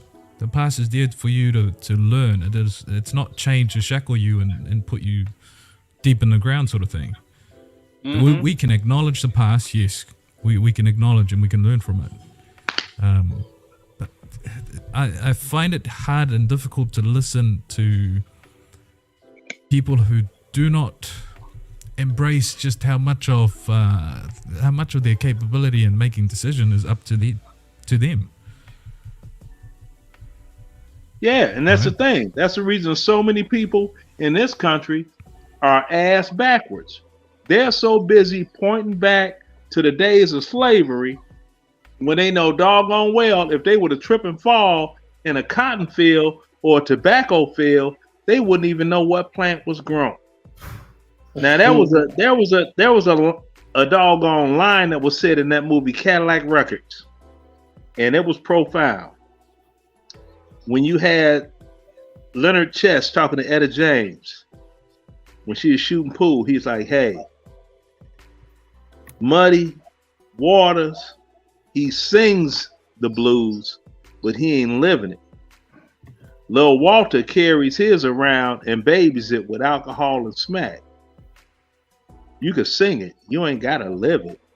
Mm-hmm. And she was like, "Man, fuck that." I was like, "Okay, fine." And that's the thing. Talking about history, that's cool to talk about it and learn from it, but don't be acting like you live in it. It's because I'm black. No, it's not. That's just to get by answer. It's because I'm black. Then they even go into the color scheme thing with Black America. Oh, the new shit that done jumped off. Oh, she got light skin privilege. Oh my God. All it is a bunch of, excuses are like assholes. Everybody got one. Now I don't know if everybody can doodle, but I know everybody got one that doodle's supposed to come out. Mm-hmm. And that's what excuses are. So do the best that you can on your grind and your mission for yourself, and stop waiting for some Moses to come to the United States of America with a robe and a cane and lead Black America to Mount Sinai, across the Red Sea and all this. It ain't gonna happen. You better get up, get out and get something. That was some rap song from way back. You better get up, get out and get something. Mm-hmm. Or life is gonna pass you by. Mm-hmm. That's right. That's when hip hop made sense. This stuff they got today, all they talking about is doggone sending doggone people to the upper room. I'm like, oh yeah, that's solution. That's genocide. But talk about that. Yeah. So in answering Tyranny's question of are men failing, I don't think so. And I'm in a space in construction where I get to see a lot of men, right, of all ages. We're not failing, and I think this is a great conversation for women to be involved in the sense of what are you actually noticing out in the world? Are you actually looking at men in a whole and recognizing what they do and then picking from the men who actively display the qualities that you want out of a man? Or are you only looking at them in the sense of how does he speak and how does he look? Because the question, to ask the question, are men failing? To me, it sounds like you're only looking at men from one perspective, and that's just relationship. And I don't necessarily men are failing in relationship. What I think is that women are now fighting men in places where they want to be equal. We are not equal. We will never be equal. A man's responsibility is to have authority over his woman. Can I ask you? You know what? Let me ask you men this question. Does it seem like the more and more power the ladies get, and I'm talking about power from relationships to the rights, to the laws that's being passed, to the White House, do you see a decline in society as a whole because of it? No. No. No, I see the decline in American society due to liberal Democrats. Mhm. That's what I see. Because I remember a time when you had policemen and police women. Then they started that doggone women's whatever movement. Then everybody became police officers. Mhm. Wow. But you get 2 doggone female police officers gonna chase me down. Number one, they can't outrun me. Mhm. Then they're gonna try to manhandle me too. I don't think so. Mhm. So men and women are different. Mhm. We are different. So this. I have a question, right? So you guys always talk about women this and women that, but again, if the woman is saying, men, this is what we need y'all to do to make us happier, why is it that you guys give us so much pushback versus just becoming what we need you guys to be? That's the weak men that do that. No, it's not. Yes, I'll it give you an is. answer to that, not. Tyranny. I'll give you an answer to that because happiness should never be the goal.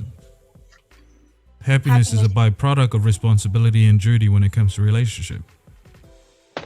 It should never be the goal. This is why most people who get in relationship and the vision is to be happy end up miserable. Because how do you measure happiness? How do you measure happiness truly? But you can measure the responsibility that you as a man take care of, the duty that you have, and to the woman. You can measure that. Those are measurable things. Having your child, I don't know, grades come up at B and A's. That's measurable. That's your duty. That's your responsibility. And that inherently makes you happy. Having your child participate in the sports that gets him in a good place of first, second, or third. That's measurable. These are duties. These are responsibilities. But happiness, how do you actually measure that? Because it's fleeting, right? How do you measure happiness? How do you make a woman happy? If you weren't happy when I met you, there's nothing I could do that's gonna make you a happy person. Well, why are you dating her then? Like, come on now, don't. That ain't got nothing to do with that. See, there we go. There we go, tyranny. There we go, tyranny. There we go, tyranny. I, as a man, and you as a woman, there is no way that I could make you a happy individual. Either you were happy when I met you, or you're just not happy. That doesn't make any now, sense. No, it doesn't make any sense to you. If the women as a whole, It doesn't. No, it doesn't make sense to you, tyranny. If the women as a whole are telling you guys in our community we're not happy because you're not stepping up as leaders, you're marrying the opposing race. Y'all niggas don't even give. There we go again. See, hold on. People okay, are putting their hands on us. I got something for that. People are putting their hands on us in Target, and you guys are telling us that it's our fault and our problem. Like, you guys are falling. You guys are falling. I don't know what you guys did to OG Jamel. I don't know where he went, but you guys are falling. You guys are and then it's amazing to me how you're telling me that men aren't making any mistakes right now. Y'all are good. Oh, men are good, but you're the leaders. If the society is fucked up, it's because of the men. No, it's because you're choosing wrong leaders. That's the problem. You're choosing the wrong men. There's no such thing as choosing the wrong man. All right, I'm done then. All right, you win. You got it. No, I hear you guys use this retarded talking point all the. You're choosing the wrong man. Like, what does that mean? Are all of you the wrong man? Okay, well, is that majority? I'll explain what that means. What were the qualities that made you choose the man that you've broken up with? That's why the question is asked in that way. Because the right man is the man that will hold you down for the rest of your life. But you guys use that excuse all the time that we're choosing the wrong man. Because we know a lot of us ain't shit. And the reason why a lot of us ain't shit is because in order for us to be valuable as men, we have to build ourselves from the ground up.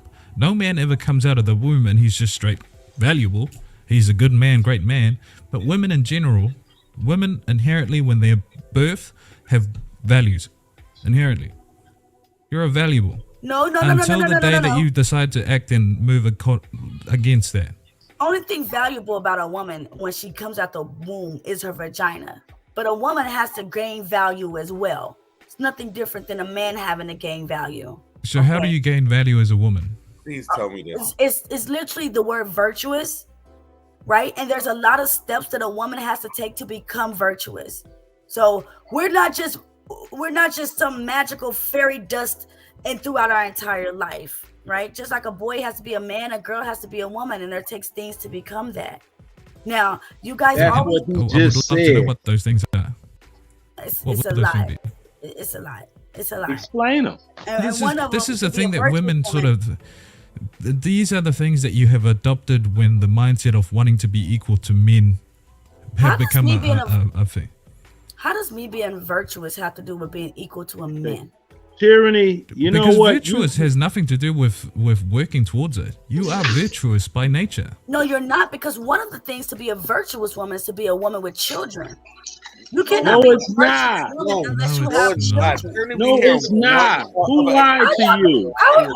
This is amazing. How are y'all gonna tell me as a woman what a virtuous woman is? No, can we know what Well, the word virtuous is? hold on 1 minute. English Tyranny, I'm you intrigued. know what? Tyranny, you were giving me the vibe like whatever man you was with that you thought was really your good thing left you for a white woman, because you always do a white woman comparative when it comes to men. Okay, well that's dumb. No, that's not dumb. That's what you do. Well, that's not the case at all. No, that's man not, has ever left fellas. me How for many any woman, times? actually. How many times does she man draw I've ever been with comparisons has left me for and throw another white woman, women in the because mix? there'll never be another woman on my level. And every man that gets with me understands Okay. that nobody's with me in the first place. Let the fellas answer one at a time. How many times has she drawn comparison of men and women, and she always throw a white woman in the mix? Countless. I can't So count. what? So what? I don't like white women. What they Yeah, got to do? I don't with- think it's a white woman thing. I think it's that the man that you've allowed into your presence have completely poisoned you against your own nature and against other men. And this is why it's very important when we say choose the right man. Because you're talking to us and qualifying us men in one sort of particular way. We are telling you that ego and pride, when used by a man in a good way, can actually build things rather than just destruction. But We're telling you ego- that women are virtuous by nature, and you're fighting against that by saying, "Oh, we have to do this." No, you do not. Yes, no, a woman you is really not do not. virtuous by nature. Okay, My if you daughter- observe, Yes, they if are. you Do observe you- outside of the West, look, Hey, if brother, you let- observe let- outside the West, most women who are just birthed and they follow just a very linear lifestyle, be modest, keep your virtue amongst you, become qualified to be with a good man. They don't have to do a bunch of things, but men have to. Exactly. That's what I'm trying to It's compare just to. like Hold on, this. so you don't want a woman to arise in the morning and make sure the home is upkept. That way, when everybody awakes, there is food ready. Oh my goodness. Will you shut the hell up? You don't want a woman. See, why are you being aggressive? Me off, and I just don't appreciate it, right? And I'm having to watch what I'm saying because I just know somebody's going to rush to cut me off. Okay, what I'm saying not- is far fetched because we haven't even heard the word virtuous in a very long time. Let's be for real. When's the last time you guys heard the word virtuous? We I don't. never heard it. We hear God, we hear hoe, we hear everything else. We hear good woman, but we don't hear virtuous.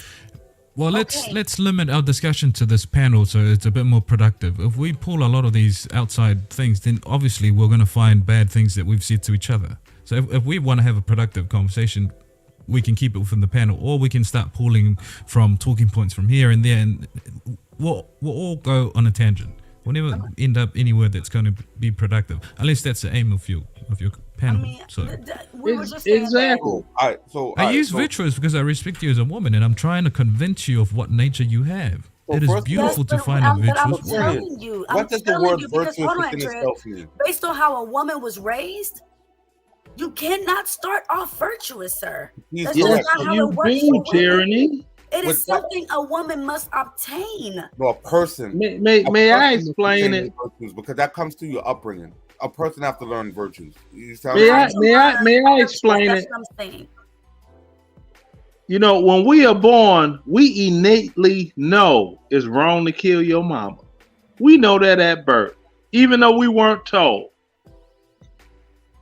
That's the same thing with a woman being virtuous. It's in your essence as a female child coming out the womb. It's in your essence.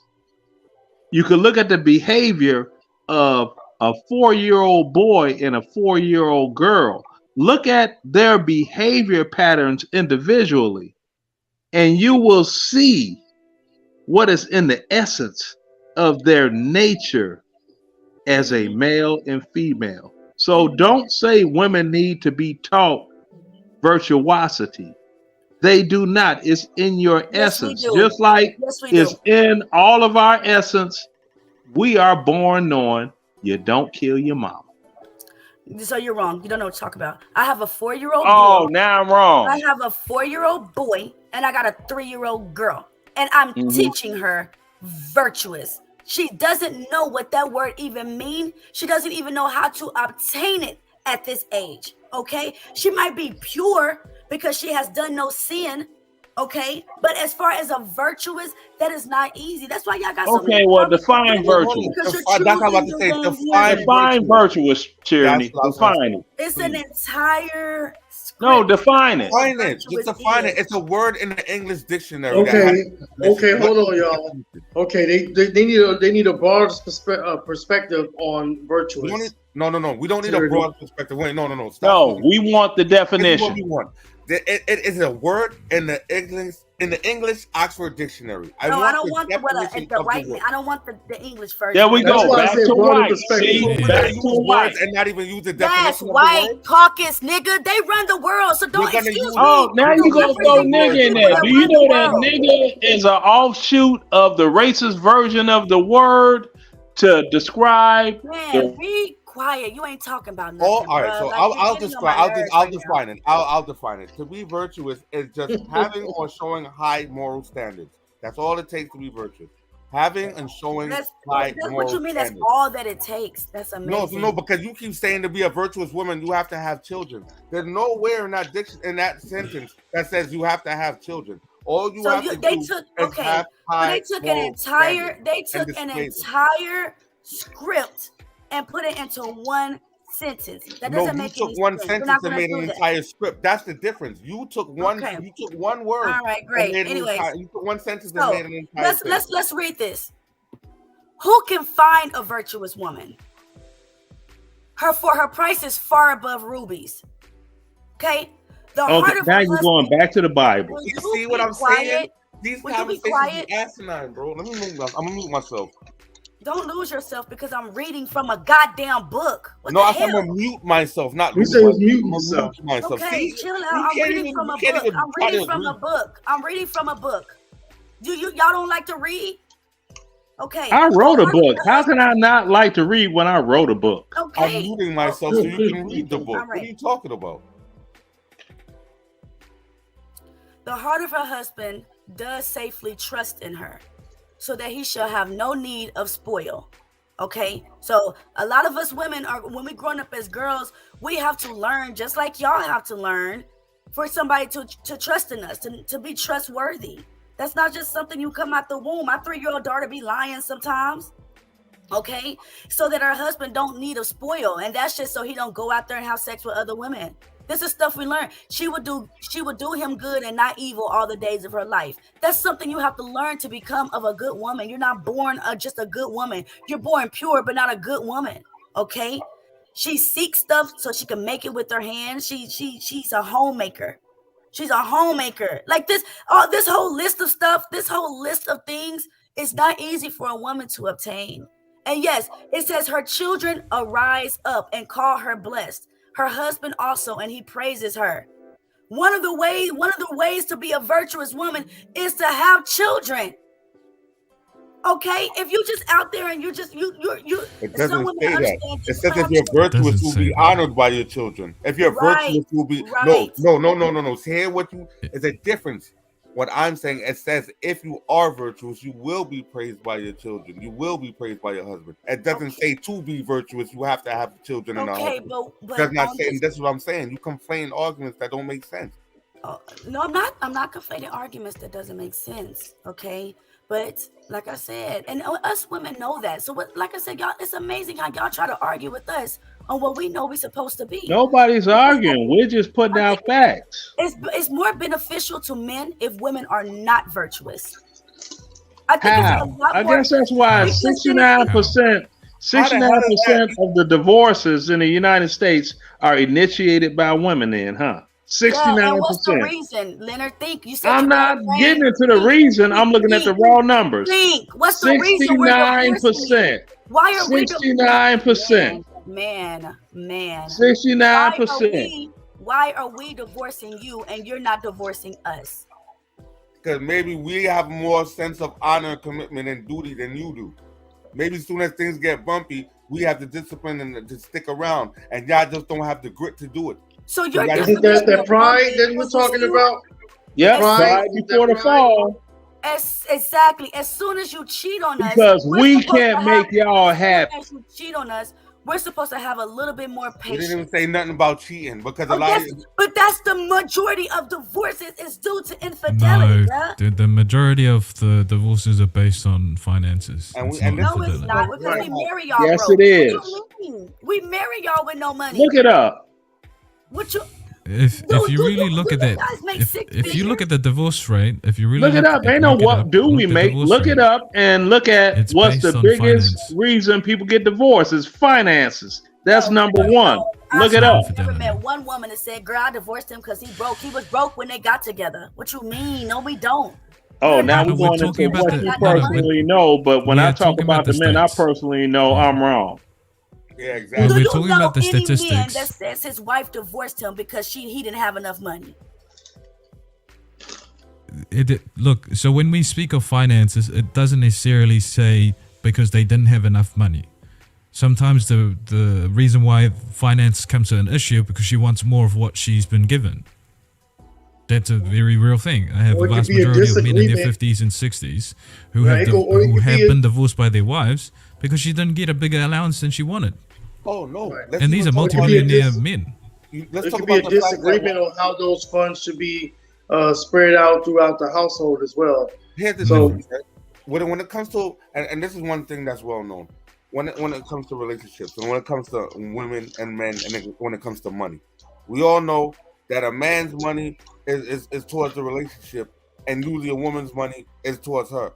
So what happens is you have women now that will start building up on the financial end, and now they don't want to look for a man that they would have normally done before. No, they have to be on his level. I mean, he has to be on her level financially or higher.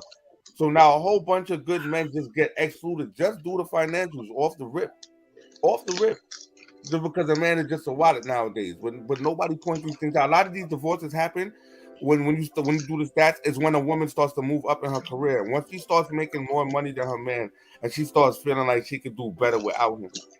That's how a lot of those divorces get initiated. That is not. They're always trying to upgrade. Someone that's you haven't experienced marriage yet. A woman that's got bread is not going to deal with a man that ain't got nothing. The way that a man that got bread would deal with a woman. A man that got bread will meet a woman at Wendy's, bro.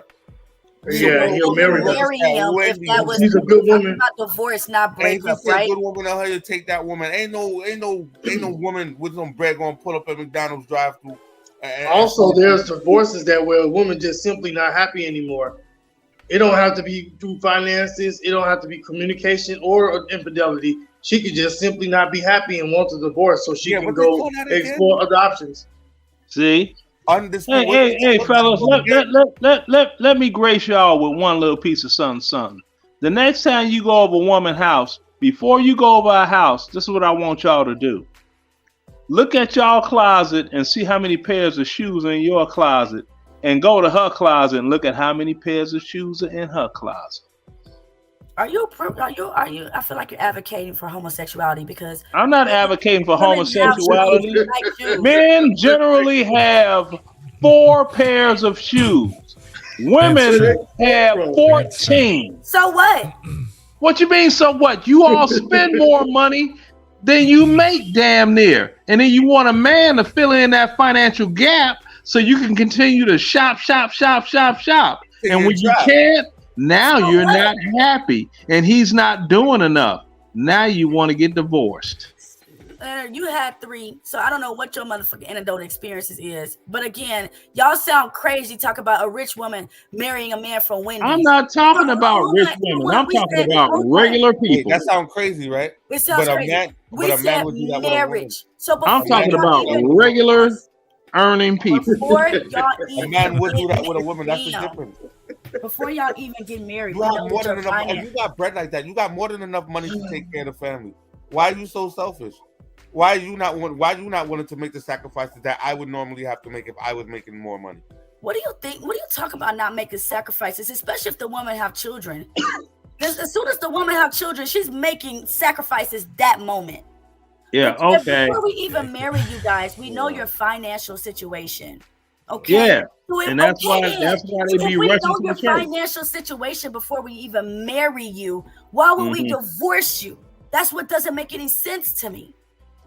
Okay. It doesn't make sense, but the numbers are saying that that's the reason why you're doing it, right? Yeah, numbers. It doesn't make sense, but the numbers are saying women are doing it for that reason. So it should be answered by women, not us. Maybe the statistics is saying divorces are initiated by women mostly, and they initiate it because of finances. So we can't answer that for you. Yeah. It's a thing that most women have to come to a consensus with. I can see that being in the Caucasian race. Bring up the white women. There we go. Okay, do you want to suck some white vagina tonight? Because you can't off of this panel. I don't like white women over here. You're going to hear me talk about it. I'm not talking about white women. You talk about white women more than black men talk about white women. Hold on, y'all. Let's get back to the okay. To the now, if I may have 60 seconds, let me go in. No, you can't. Because I don't like the fact that you interrupted me every time I say something about a Caucasus woman. What I said was, in the Caucasian race, I can understand that. I can definitely understand they're divorcing their men on a higher rate because of finances. Because in that race of people, they live their life off of finances. It has nothing to do with love. They're taught from a young age, if a man cannot provide for you financially, then you need to leave him. But that does not happen in our race of people. We're taught to love you guys at your very lowest. That's what we're taught. We're taught that no matter what he got, girl, as long as that man love you, girl, be with that man. So we cannot be divorcing y'all because of money. That's what I was saying.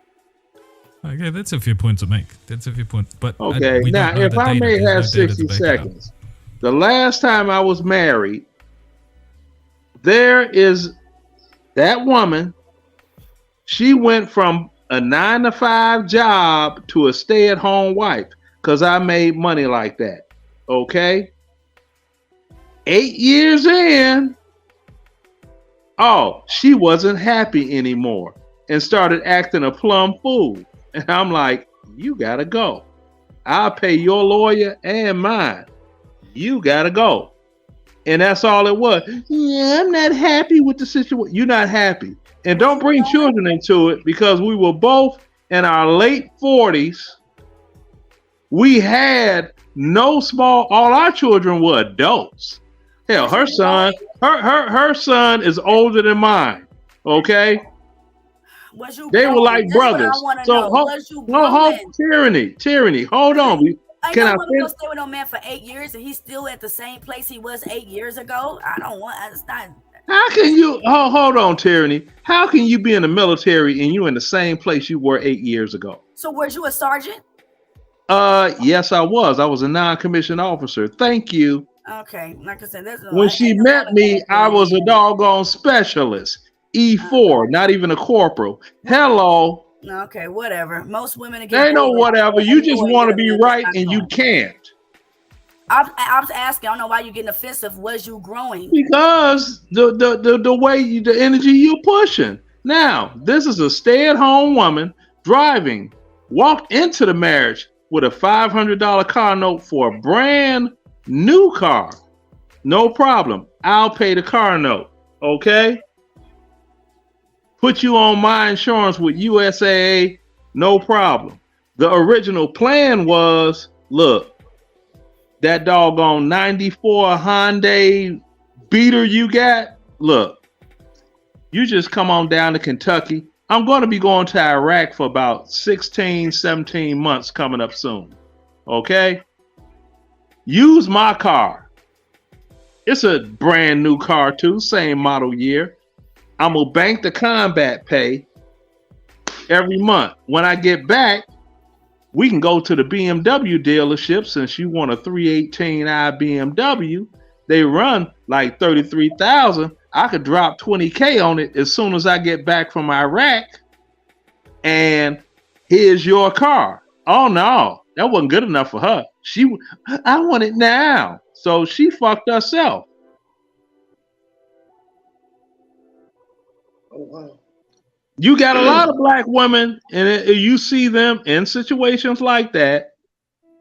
They are a kept woman, and everything is groovy, and they bragging to all their friends about how they ain't got to get up and go to work, and they ain't got to deal with no white folk on their job and all this old other bullshit because they man got it.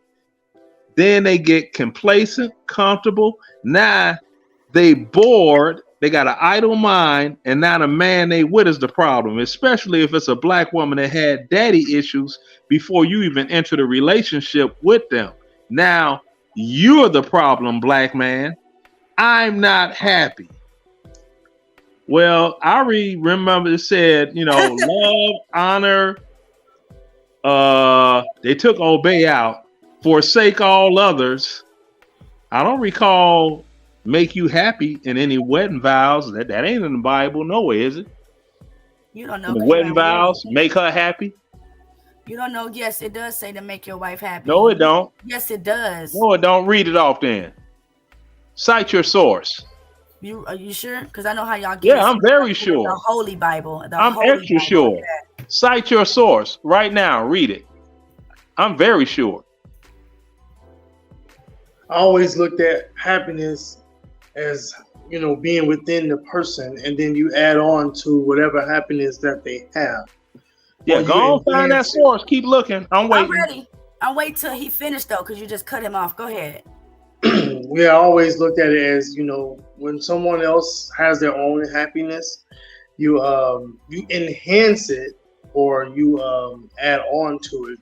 But if a person is not happy, they can't come in a relationship unhappy. Nobody wants to be with an unhappy person. Even if they're sad and they're grieving, there's always that one person that will try with them. But for the most part, they can't control their emotions. That person has to get their emotions in check and, find the happiness within themselves. And that also comes with confidence as well. So they have to, and their self-esteem. So they have to build themselves back up, and happiness comes within. And because happiness is just like laughter, you can spread that, whether it's on purpose or by mistake. Then what's the point of me being in a relationship with you if you're not going to contribute to my happiness? Well, you're going to contribute. Listen, that's what I'm saying. You're going to contribute to it, right? But what I mean is, if you're happy already, I can enhance it or add to it by doing certain things that you like. But I can't, if you are upset at the world or upset for whatever reason, I could do everything under the sun. If you decide not to be happy, no matter what I did, that's a self-made decision. You know what I mean? That's what I mean by that. No, that doesn't mean that nobody's going to do anything for you, or nobody's going to try to put a smile on your face and get, show you some reciprocation for the things that you do. All I'm saying is that if you're already upset or you're down or depressed, that person can only do so much. The rest is on you. Can I ask a question? What makes, and answer this individually if you can. What makes you truly happy? Because that answer will show you what I mean. It's very hard to measure happiness, and it's a byproduct of doing certain things. It usually involves responsibilities. It usually involves some sort of purpose, a vision, working towards something. This is what I'm talking about happiness. We get so caught up in this, I need X, Y, Z to be happy. No, I need to fulfill these responsibilities, and oftentimes a byproduct of that is happy. You end up with some form of happiness. Yeah, I got the wedding vows pulled up on my laptop right now. Can we read those? Holy Bible. Okay, yeah, so listen, husbands, love your wives just as Christ loved the church and gave himself up for her, Those aren't the vows. Can I finish? You can, but that's not the vow. Okay. You wanted to know when it came to happiness and what the husband's role is in his wife's life as far as making sure she's happy. Husbands, love your wives just as Christ loved the church and gave himself up for her. You guys are talking about a whole bunch of selfishness. Husbands and wives are called to love one another and treat one another well. This is one of no. That's the other part. That's the other part. Okay, now if you want to know what love is, do you want to know what love is? Maybe y'all don't know what love really is. You know, maybe you didn't see the word happiness in what you just read. I think it's pretty freaking clear, bro.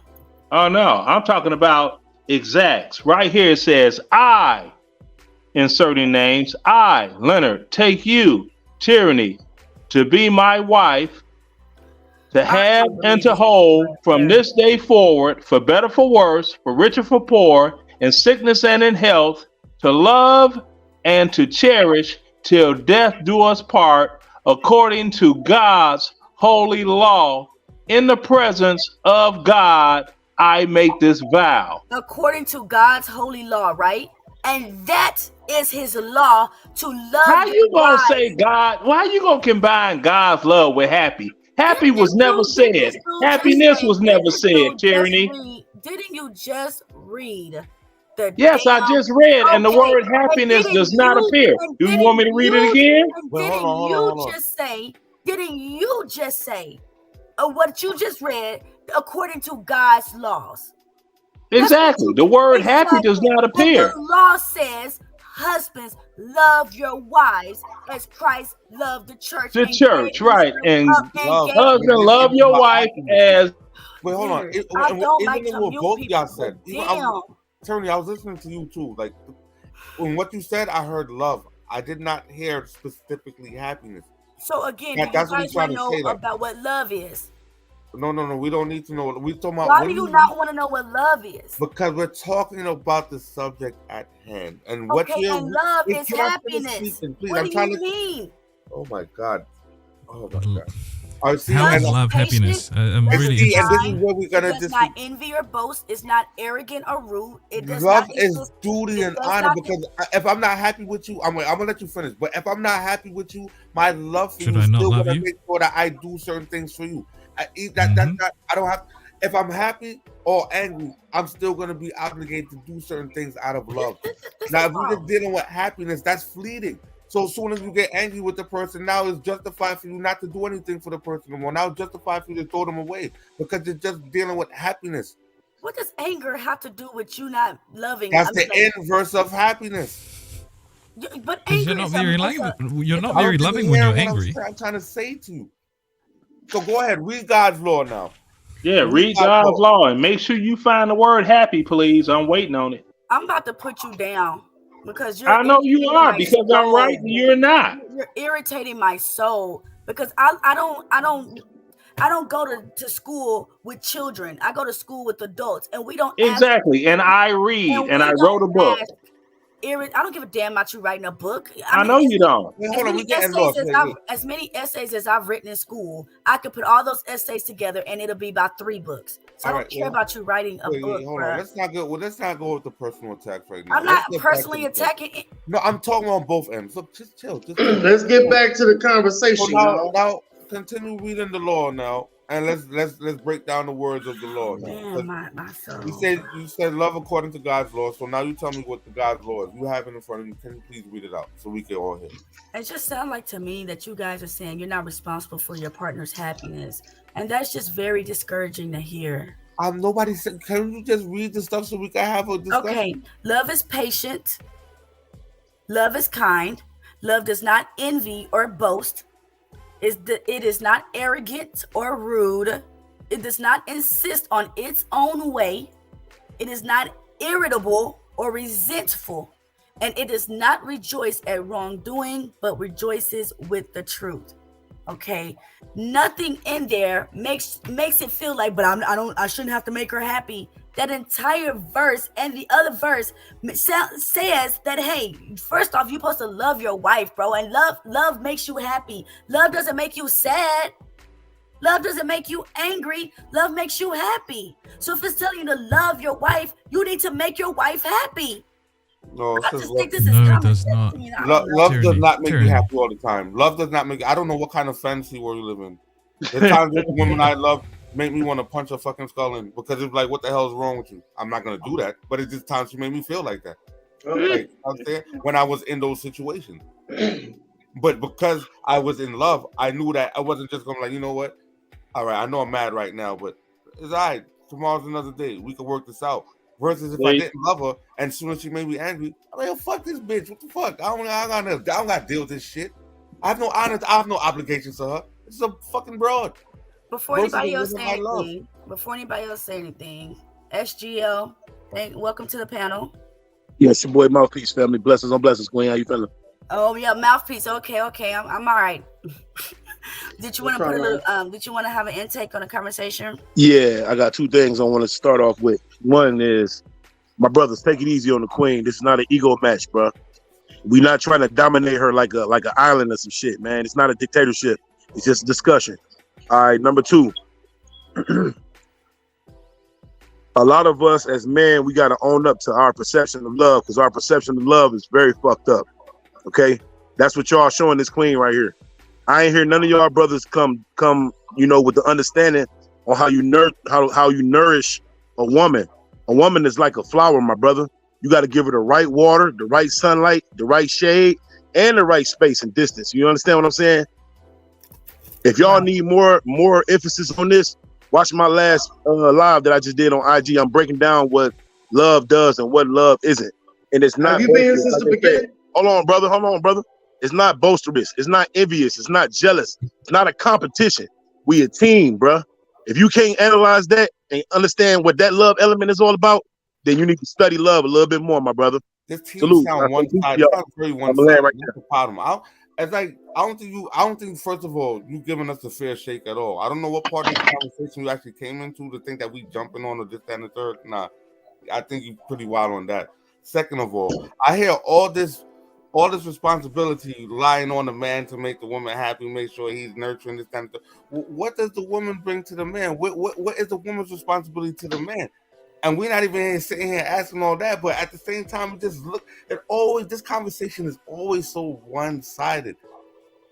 Well, the conversation, that's why it comes off that way sometimes, because men just get frustrated having this conversation.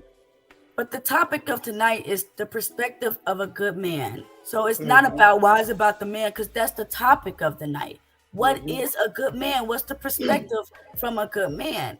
But what does a good man get? Because at the end of the day, I don't hear nothing about a good woman. I don't hear nothing. But that's not the topic of tonight. Fair enough. Yeah, that is fair. I mean, you know, me being a man that nurtured 2 adult children and I have 6 wonderful grandchildren, I did good. I would never, let me say that again, I would never attack tyranny. I'm pretty neutral on majority of this stuff.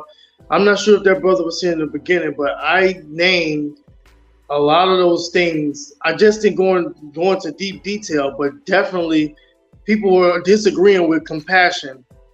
People were disagreeing with a few of my points, but everything he just said when he put it into poetry form, I said those things in the beginning. I said something about ego in the beginning as well. Majority of these things, I said it. I just didn't go into detail because we were here having the conversation, but I didn't miss a beat. Let me just make sure I'm clear on that. And you know, we up here over talking each other, but tyranny's well protected up there. I will not let it go too crazy because, you know, she ain't gonna let it get crazy either. Let me just make sure, you know, y'all know that, you know.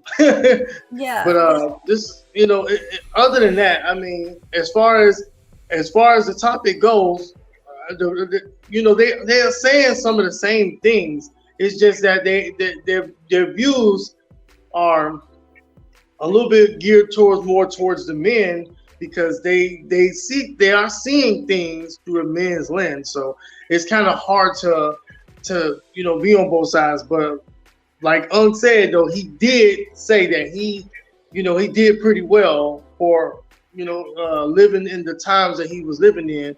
He has six grandchildren, and he has lived through the nurturing and the caring and being compassionate and also forgiving.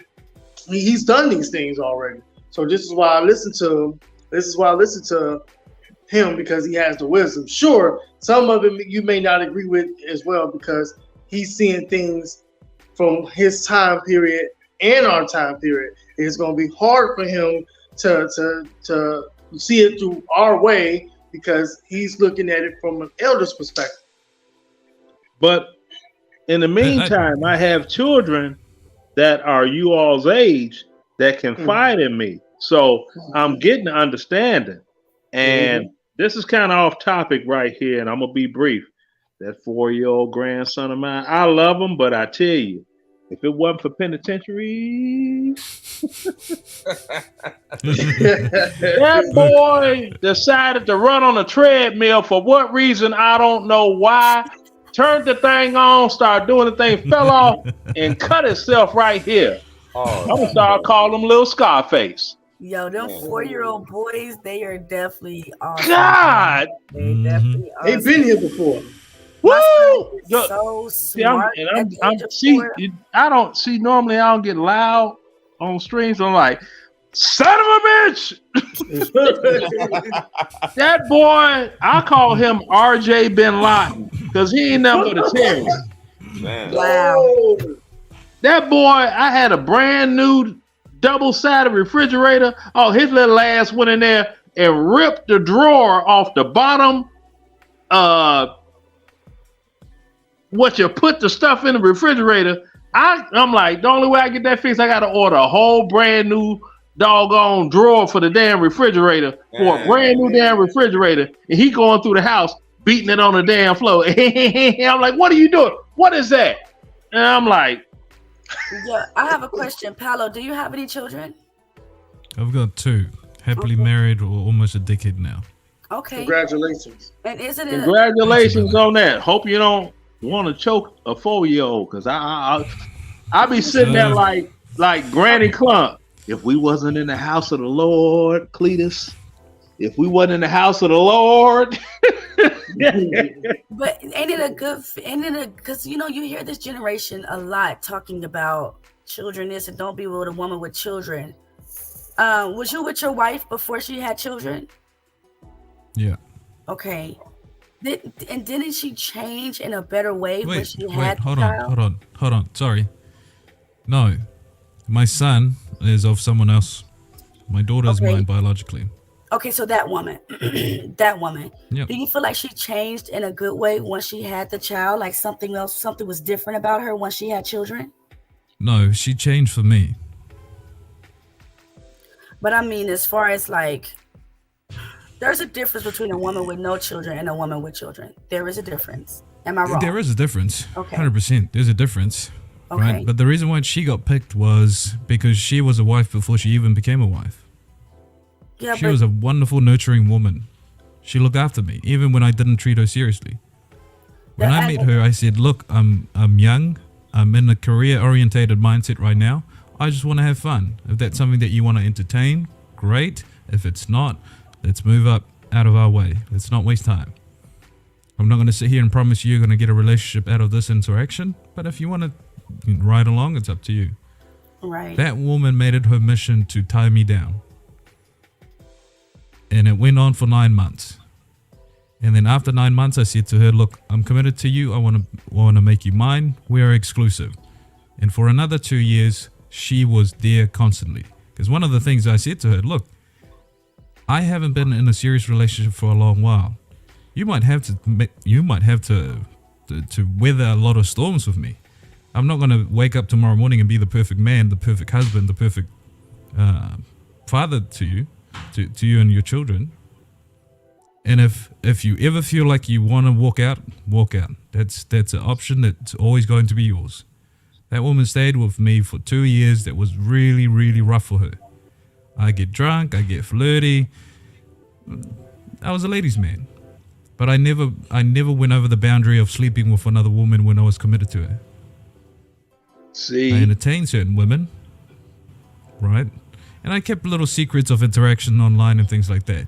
And that woman hit me up and said, look, I know you to be an accountable man and someone who take accountability. You are not following that trait. You are not valuing you as a man. And I don't want to follow that. You either change or I change. And I walk out. And I said, look, fair enough. I claim to be one that is very hard on accountability for myself. And now you're pulling me up. Great. Let me change. You've given me a chance. Let me live up to it. Mm-hmm. So it essentially took about 3 years of vetting this woman and her vetting me to come to a point where we're rock solid. We're absolutely rock solid. So you with that same woman still? We still are. Okay. Yeah, because you know some people. Hold on, people- let me finish my Q&A. Okay. So the things that you put her through, would it have been fair that she left you? Sorry? The things that you had put her through in those first Yep. 2 years, would it have been fair if she had left you? Absolutely. Absolutely. Okay. Would have been absolutely fair. Don't you know that is most women's situation? That is, I promise you, that we get with the man, we fall in love too. We cut off all of our men for you guys too. We give you guys all. And then here goes the flirtation, here goes the verbal disrespect. So, when you so my only fault was that I was a ladies' man. That was my only fault. Now, the name of the brother that's talking, because I like to say people's names so they know I'm talking about. Paulo. Paulo? Yes. Yes, sir. Paulo. All right, Josh. Have a good one, Mr. Watson. Okay. Well, now, Paulo, there are situations with people, male and female, that they make accusations against other people to try to cover up their shortcomings of what they're actually doing. Now, with my situation, married in July, October, I'm on a plane to go to Iraq. I returned from Iraq late February. Her birthday is the first week in March, right? I'm on 30 days leave. She's accusing me of cheating. I'm like, how? I only go a half mile to the doggone gas station on post down the street, grab beer, cigarettes when I was a cigarette smoker, and come home. I must really be quick. I'm like, and you know how I get it in. I be long stroking. We be in there for a minute, you know. Boy. But you want to say I could make a doggone 10-minute trip, a half mile drive, go to the store, get beer, cigarettes, and come back home within 10 minutes, and I was creeping within 10 minutes. Then you got to consider the drive time and the standing in line time. So that gives me what, about 90 seconds of pumping? So what's your point of this? Of this? My point of this conversation is that was the first call to the military police with the fake allegations of physical abuse that were proven unfounded. And it was at that point I knew what I was dealing with. And the only reason I stayed married to her as long as I did is for selfish reasons. And I will admit it. See, normally when we have to go to Iraq, Afghanistan, if we're single, we have to pack up all of our household goods in storage and have to sit there gathering dust for over a year. So I thought to myself, do you want your stuff just sitting in a storage bin somewhere that's not a climatized place, and you come home and it may not be functional? Or do you keep this non-functional woman simply because she's not going to sell your stuff and she's not going to leave? Okay, I used it as a benefit. So that's the only reason I stayed with her. All right, so I have a until question she for you. made the fatal error of trying to choke me. And that's when things went totally left. I'm like, you don't put your hands on me. What did you do? And that's What that did I is- do? That is why. Yes. I was accused of cheating, and it was already rumors circulating around in Iraq about who she was getting it in with. And I didn't even entertain it. Okay. And she became really focused on, well, I bet if I was cheating on you, you wouldn't be acting the way you acting now. It's like, you know, we got married 6 months later. I went to Iraq.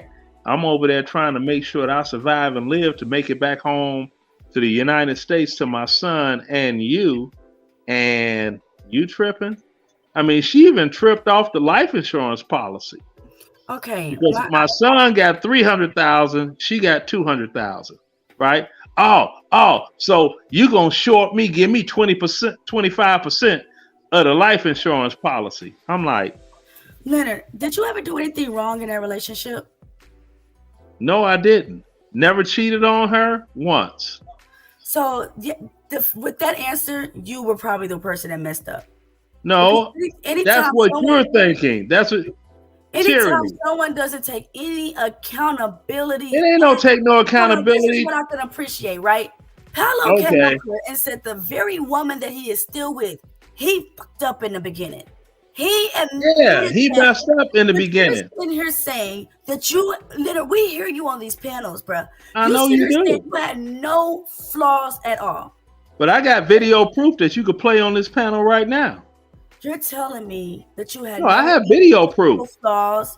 You never say anything to her that hurt her feelings. You never even made her Hurt feel her like feelings. with Oh another my woman. goodness. Like, come on, you did nothing wrong in that relationship. Hurt her feelings. Did You you- are okay, a woman. did you Look, do you know what? anything wrong? Wait, Leonard, hold on. No, Leonard, you got to be fair now because now I am being fair because hold I'm. on, my brother. Hold on. You're kind of pulling an attorney right now. Like, you know what No, saying? I'm not. I'm not Right? pulling. I'm getting to You a have to point. listen I'm to getting the to a word point, that- Paulo. Now, just like your friend Queen Sunkiss, right?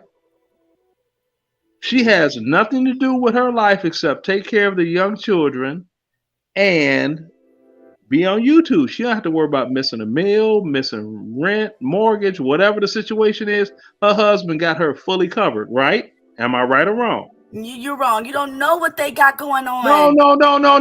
No. You can't say I'm fully wrong. The man is gone 14 hours a day. He is a soldier. That is the average day for a military man. And he is providing the whole household.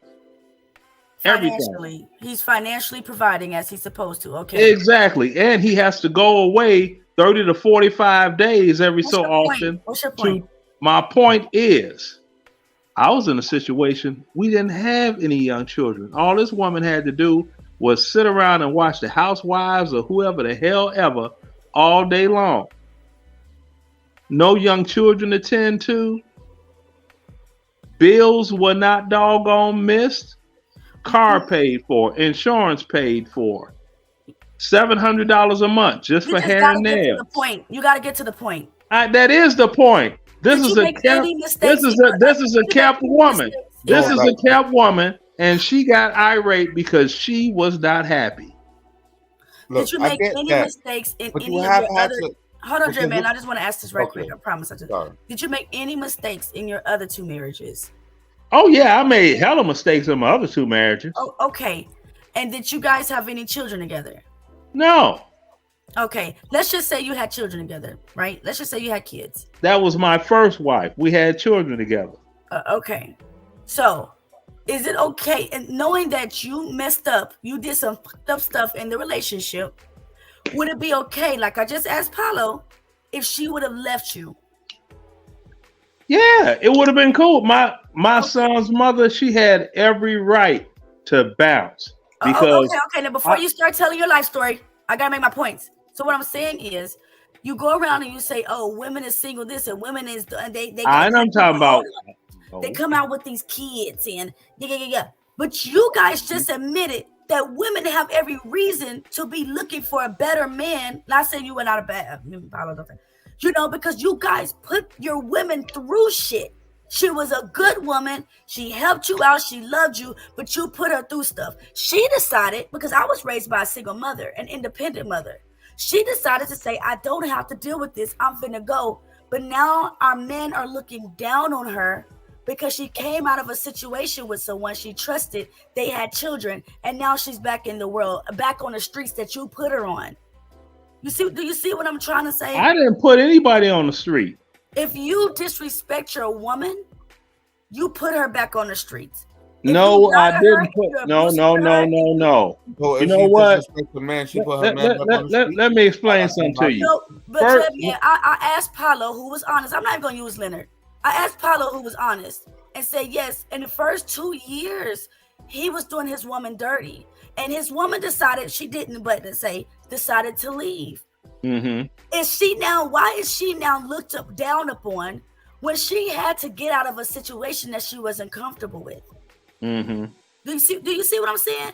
Hopefully, maybe that'll try to get you guys a different view and perspective. Oh, okay. Yeah, that's like with the I first follow you one. now, Turney. The I think I first follow you one. now. We had a house. Yeah. The first one. Hold on. Let me break it down, Tyranny. No, I know, because And I'm gonna be quick. It's a Lifetime movie, nigga. I'm going. See, there you go with the nigga thing again. Come on now, stop that. Are you being Now, sensitive? I'm gonna break it down quickly. We had a house, all of this. I'm out there. I'm the famous DJ Leonard Remix Roy. I'm still out in the streets, right? Yeah, I messed up badly. I left. You could have a house and da da da da da. I moved on, did the whatever, sold the house. She got whatever she got from the sale. Okay. Second go around, the reason I divorced that woman is this woman had 3 children. I only knew about one. She never told me about the other 2. And all of a sudden, she get a call from some lawyer talking about the other 2 children are being abused. And just 10, 11 months earlier, my whole tax return got taken, talking about I owed child support for a Dakisha and an Elliot, and I don't even know who these kids are. She owed $19,000, and I'm paid child support from 2 children she lost in a previous marriage. I'm like, oh no, you better hope I don't live through this doggone deployment in Iraq, because as soon as I get back to the States, you're out of here. Because we met in 95. We got married in 98. Hold on. We got married in 98. This is 2005. You've hid 2 whole children away from me for that length of our marriage? No, you're not trustworthy. So I kicked her straight to the curb. Okay, go ahead, Paulo. I think I understand your point, and this is where I'm understanding it from. A lot of the conversation, men, we acknowledge that a lot of the shit that we put women through, and we acknowledge that. And I think when we highlight women who leave men, we don't necessarily highlight the women who leave men for reasons that is what you're defining, right? So if he's abusive, if he is just a outright piece of shit, we acknowledge that there are pieces of shit out there. But here's the difference, and this is, my wife keeps coming up to me every time there's certain discussions around relationship and go, look, I made a bet on you 7 years ago, and I'm happy that I did that. Because if I wouldn't have left you based on those things, it would have been difficult to find another man just like you. But I mean, that was a gamble she was really willing to take. But you have to understand, not all women are willing to take that gamble. To keep saying Understood. maybe you'll get, you know what I'm saying? So that's why I just feel that's why I get a little bit passionate when people say, "Oh, she had all these babies by these men," because we invest, but I just wasn't raised to accept it. She just had a little bit more leniency towards it. Yeah, but what about getting married first before you start having all these kids? Some people like myself was married. So stop judging. Stop thinking. I'm not judging. I'm just asking a question. Yeah, but that's not your business, right? What do you mean that's not my business? It's not your business on if they got married and why they didn't get married. Okay? If you're so just focused on the children, how about you focus on why she left versus on You worrying about something that God is supposed to judge her on, and not you, bro. I'm not judging. I'm saying reality. But it doesn't even matter. When I became a parent, I'm talking about myself. We had a discussion. Let's start a family. Okay, we were already married. I don't have any doggone this one and that one and the other one. And I don't even know how guys do that. How could you doggone rest with yourself calling yourself a man when you got 5 different women that have a child by you? You know what that does to a male child psyche when they grow up to be a man? They look at the man like, oh, my mama was good enough to knock off, but my mama wasn't good enough for you to wipe her up. That's what boys think of those men. Ask them. Talk to those type of boys. And those boys grow up to be what? Do they grow up to hate women? I'm not. It ain't got to see you. You moving the goalposts. I'm telling you. I'm just asking. Well, they don't grow up to. They don't grow. The only ones that grow up to hate women are the ones that the father wasn't in the picture no damn way, and all it takes is one woman to do something off that they don't like, or they figure, oh, she did me dirty. Then after that, oh, so I guess that's why my daddy didn't stay around my mama, and they think back to all the cruel things. If they had a mother that said cruel things about the father, not in front of them, figure they in the room, they can't hear. Children got doggone artificial intelligence hearing. They hear everything. You be thinking, oh, they can't hear because they're over there. Shit. Keep thinking that if you want to. They have all kinds of AI hearing. I asked that question because it made me think of my boy Jay Prince. Okay, this is why can't nobody convince me to hate him. Nobody's going to convince me to just completely give up on Jay. I'm not doing that because I definitely understand. But what does that have to do with him? I didn't even mention him, and I'm not trying to get you to hate him either. I'm not talking about you, right? I'm saying your childhood, your upbringing definitely has a lot to do with the person that you are today. And it plays a role in the type of man that you become or the type of woman that you become. Okay? Yeah, my father died when I was 3. And if I heard my mother telling horror stories, shitting on my daddy, talking about what he did to her on the whoop-de-whoop-de-whoop-de-whoop, I would be feeling some type of way as the apple don't fall too far from the tree. Exactly, bro. Exactly. So that's why I'm also saying, like, you sit here and you judge people. Why she? I'm not judging. I'm talking facts. It's not a judgment. It's a judgment to ask somebody no, why it's they wasn't not. married. Yes. Okay. All right, then we'll agree to disagree on that. Okay. No, it's not a judgment. Facts are facts. All right. I just want you guys to maybe walk away from this with a different perspective on single mothers. That is not just cutthroat. It's not just your tunnel vision. Oh, she this and she that. That's not always the case, right? But the beautiful thing is, she's holding it down. P.O.P. Hold it down. She ain't got a choice, do she? She doesn't have a choice. That's what makes her exactly. She ain't got no choice. You got 3 kids from two or more different men. You ain't never been married. What choices do you got other than to hold it down? Especially if he ain't in the picture. You can walk away. You can leave that baby with the man. Go find a man. Leave the baby with the daddy. How you gonna leave the baby with a man and he broke as fuck? She's broke as fuck. What you mean? She got kids now. She ain't got no money either. Oh, magically she ain't got no money either. You get pregnant, you can go straight to the welfare. Miss me with that. They ain't got no money. What the hell is welfare? Welfare, Section 8, all that. Women got all those options. How long it takes you to get on Section 8? It don't matter. Y'all got it. Leonard, men are on welfare too. Mm-hmm. Okay. That much is true, and that's a weak ass dude.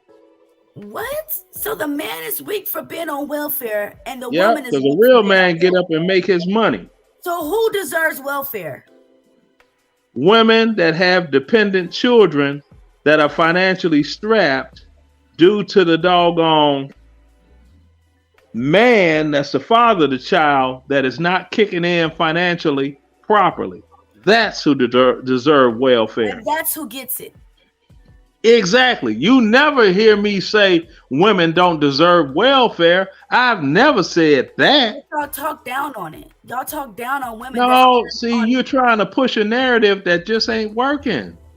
What narrative am I trying? I'm not trying to You're trying to push a negative narrative on everything that I say, and it ain't working. I think you're taking this personal. Maybe it's because I'm not taking it personal. If anybody's taking anything personal, it's you. All right, then.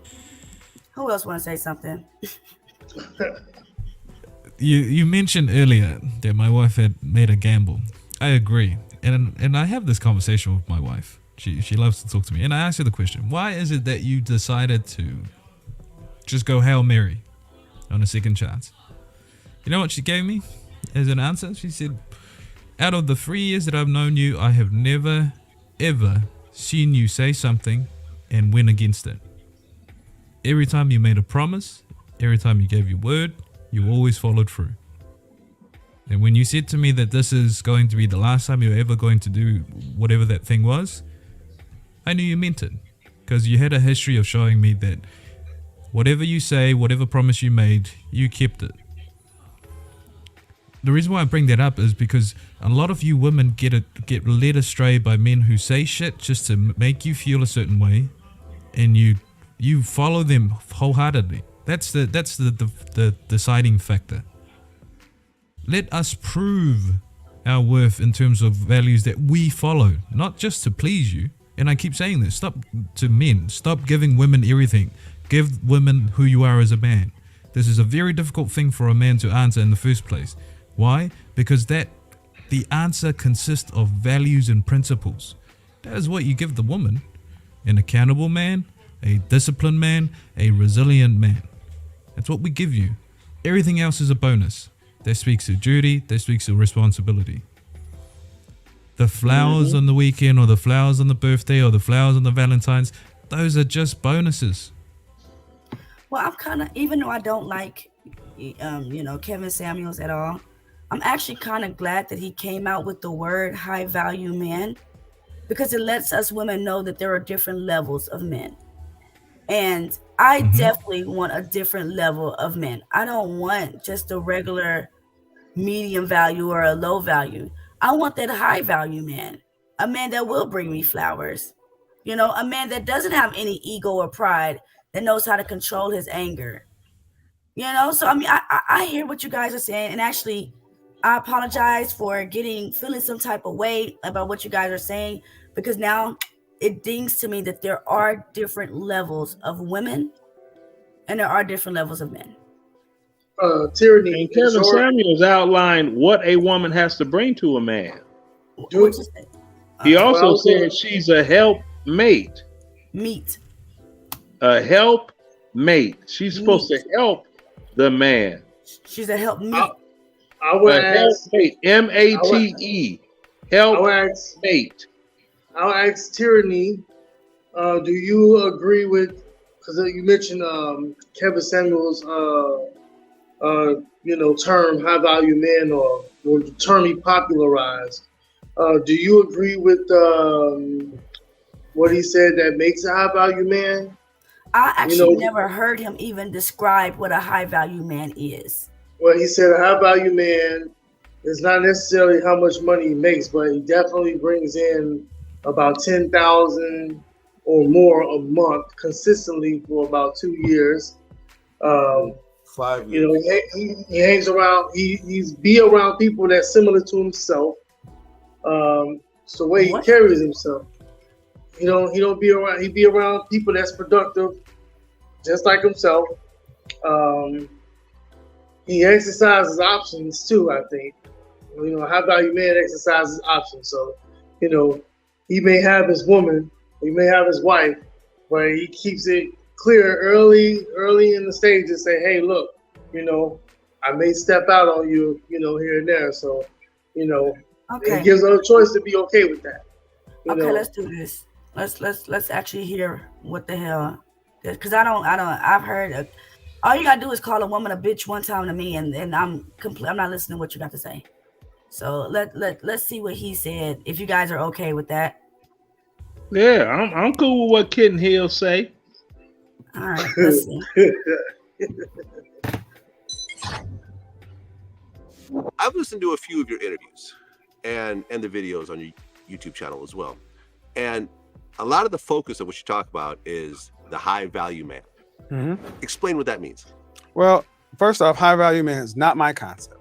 High value man has been with us forever. And what I did with high value man is I just put some parameters around it because that term had been floating around for years. I looked across,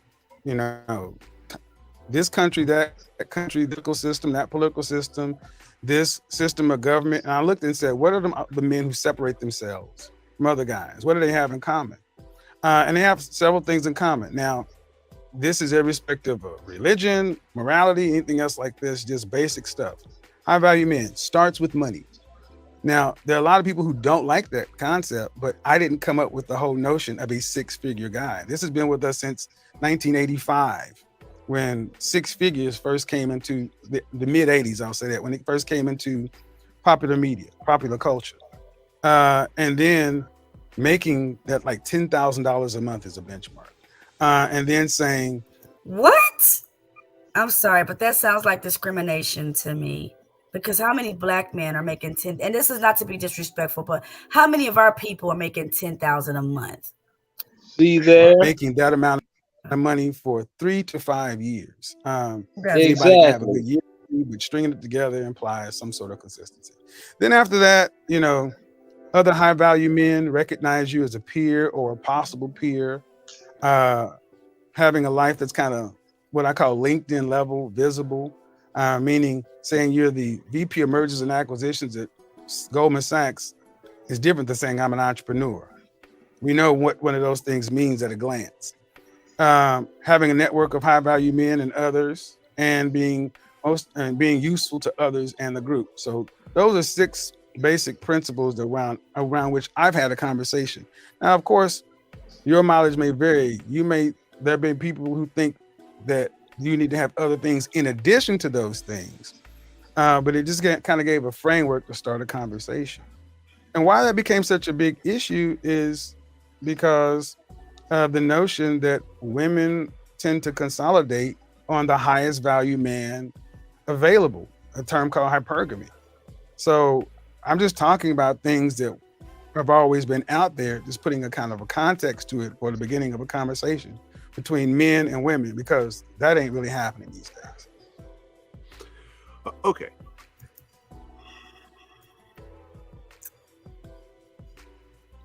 Now, there are other facts that go along with that, but yeah, there was more. But I mean, like, you don't want to go crazy on, his content. So, but what do you think about what he said? Well, I could talk about facts. His mother had a life insurance policy on him. He did not have the ability to get one, like a nice one, due to his physical. He had health. Talking about Kevin Samuels. We're talking about. Yes, I'm talking about Kevin Samuels. He had health problems that meant if he was to have a life insurance policy, he was going to have to pay an extreme high premium due to his health issues. That's number one. He had over 1 million subscribers on YouTube, but he didn't have $1 million in the bank. And when he passed away, he left no property to his only biological child. He didn't have shit. Okay, but he looked good. What we're talking about is his meaning of what a high value man is. When I talk about him personally. Yeah, it was a hustle. So this is my thing, right? Like Big Bad Bull says, what exactly is the argument against what he is saying? His point is that high value men are of a small percentage, which I understand, because it also said, who can find a virtuous woman, right? So it's not that many high value men out there. The problem is when we sit on these panels and we act like most men are high value. Now, you guys tell us, oh, okay, you going with the wrong ones. You should get with you a high value man. Where it's not that many of them. So when we date men that is not of high value, like, what are we so like? It's like, what do we want? Are we supposed to expect low value because you're not of high value? No. Nobody said that Nobody here. said high value man at all. Nobody said that here. Oh, I I never just said said, it. listen to Wait, hold on, Lonnie's. please. I've been quiet for a very long time. Okay, go ahead. Especially if we're talking about the standards of what Kevin is talking about.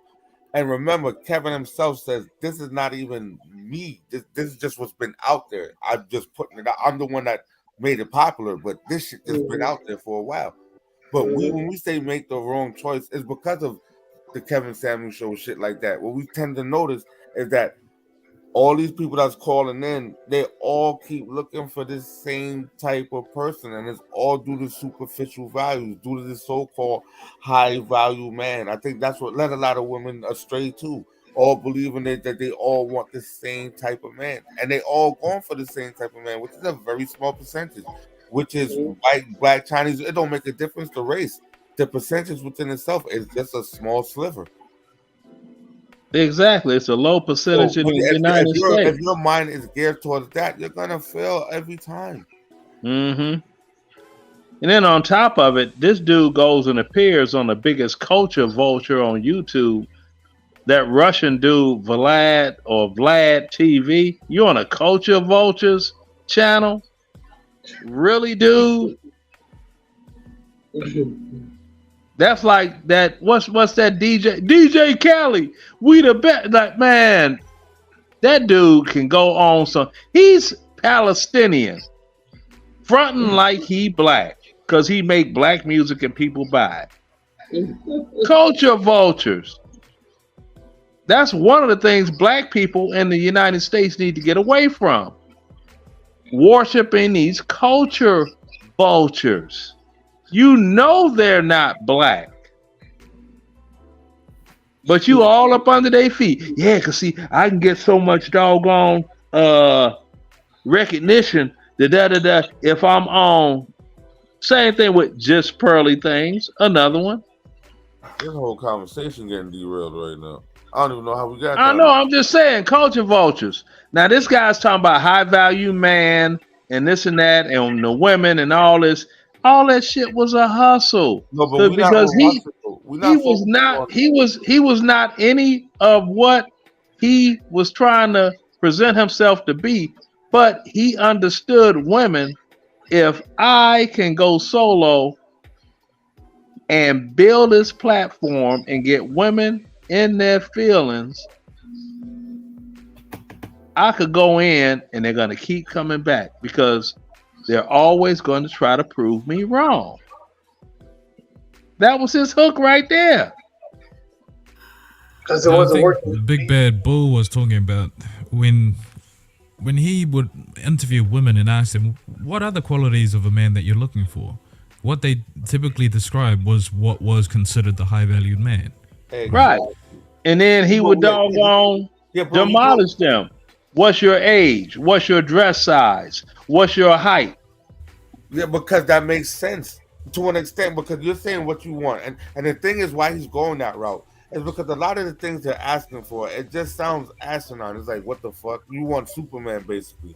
All right, cool. Yeah, but then you look at it. How many of these? Let me finish. Okay, all right. You want Superman. Are you Lois? What do you bring to the table? What are you looking like? They came up and you like, are you serious? What do you guys want a woman to bring to the table? Now, how about that? That has been discussed time and time again. Right now, what do you guys want a woman to bring to the table? My table, peace and serenity. Yes, peace, serenity, exactly. Peace and serenity. That's all. I've already made the little slice of heaven on earth. All you have to be is a part of it and doggone accent this little slice of heaven that was already built before you got here. That's all. So the only thing that you guys want a woman to bring to the table is peace and serenity. No, being attractive is a big part of it too. Being physically fit, big part of it. Because us men, we are visual creatures. Visual creatures. Thank you. The problem is, hold on. The problem is we keep on judging us for just being who we are. When a woman has standards, it's cool. You want a man that makes a certain amount of money, this, that, third, be able to provide. That's cool. When a man just want a woman to be able to just just look decent. You don't have to be wide and all outside. And if I say something about it, I'm wrong. You don't want a short man. A nigga can't grow. He is what he is. I don't want a fat girl. This nigga's a problem. But the fat girl can become small again. Okay, so peace, serenity, attraction. What else?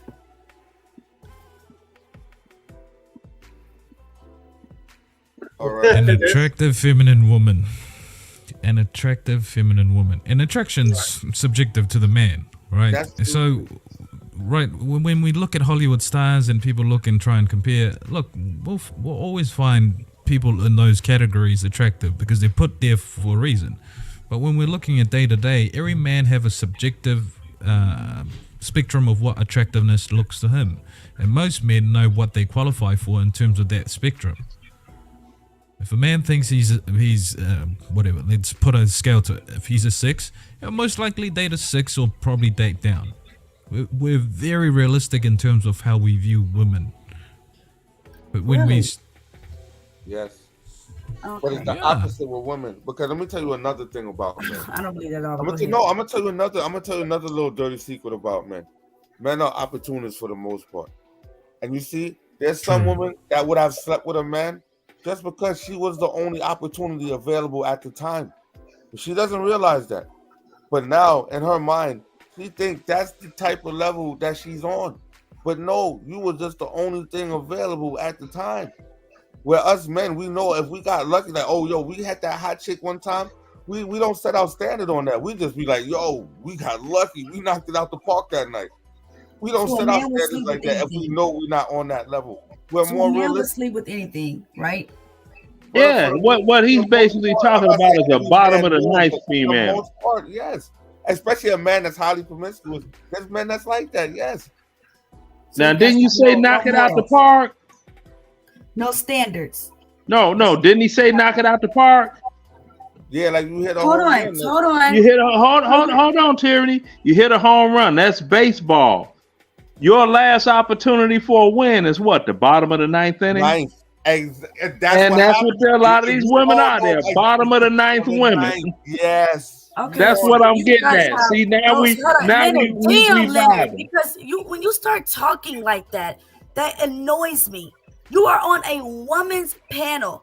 Okay? Yes, I'm on a woman's panel, but this man is saying what it is. I'm telling you the reality. It's not about y'all. Tyranny, it's especially because I'm on your panel. I'm trying to tell you what it is. Okay, you're a woman.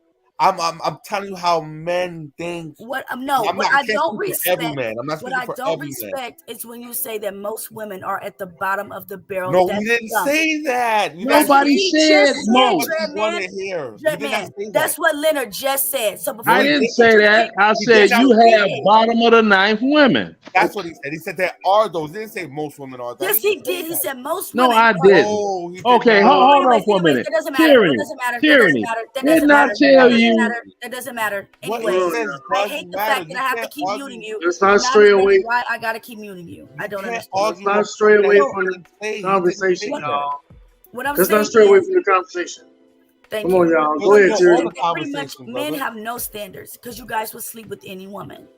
But when a woman decides to have standards, then you want to be like, why you want a man that's not short? Why you want a man that's not this? Those are standards for a woman. Standards. See, your standards are ridiculous. That's what we're telling you. You're talking about standards of height. Paulo just said that attraction has to be.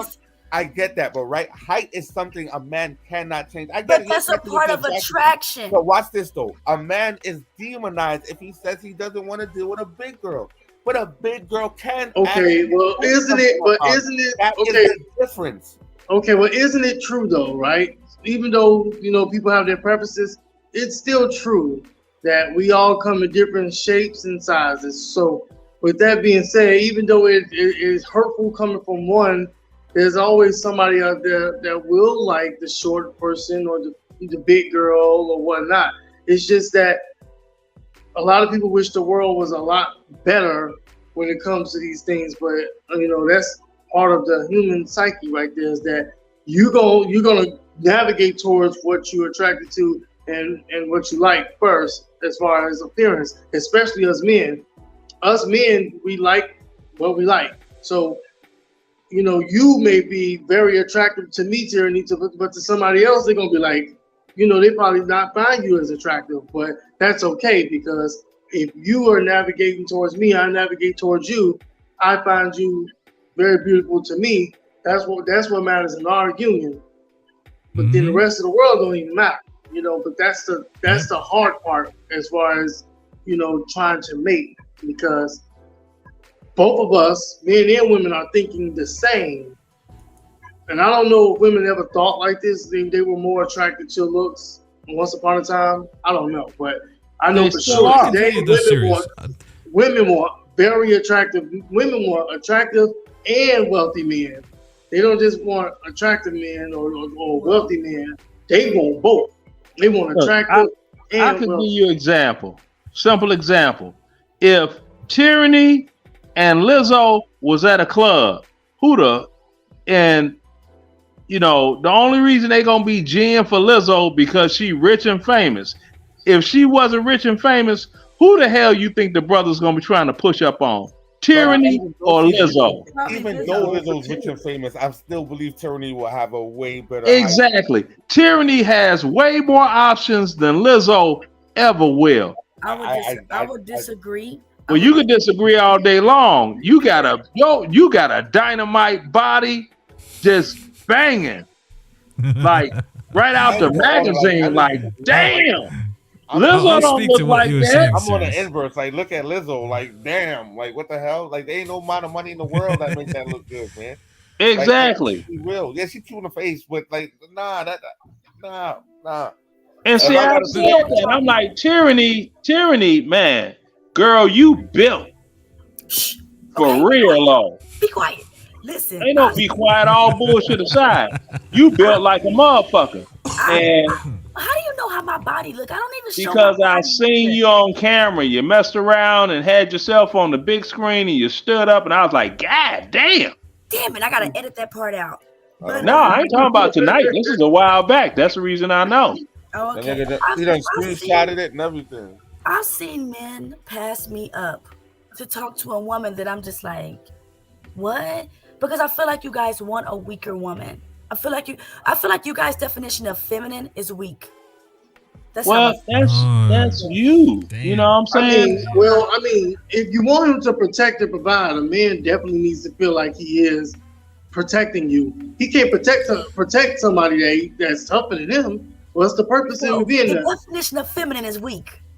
No, it's not No. weak. It's more the lines of soft. Hold on, Paulo. Look at Paulo's face. Yes, That's the idea. Then that's why you fail. Like, weak, right here. Men want feminine, weak, attractive women. I get it now.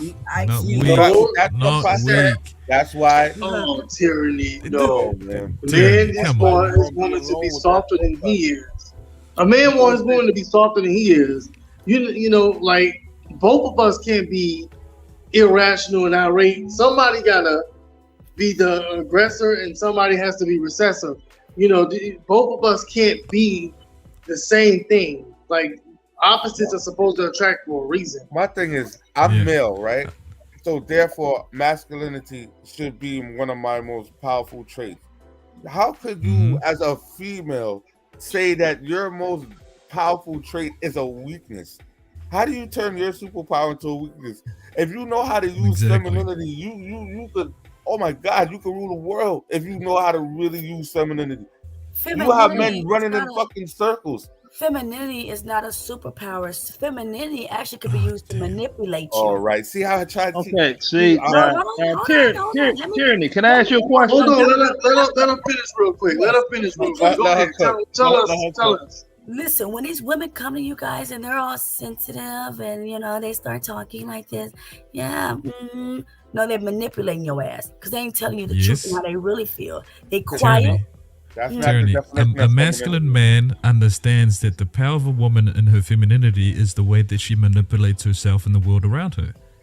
Masculine men acknowledge this. We acknowledge this, and I've been on other panels where I've said, I will never expect a woman to be accountable to the degree that men are.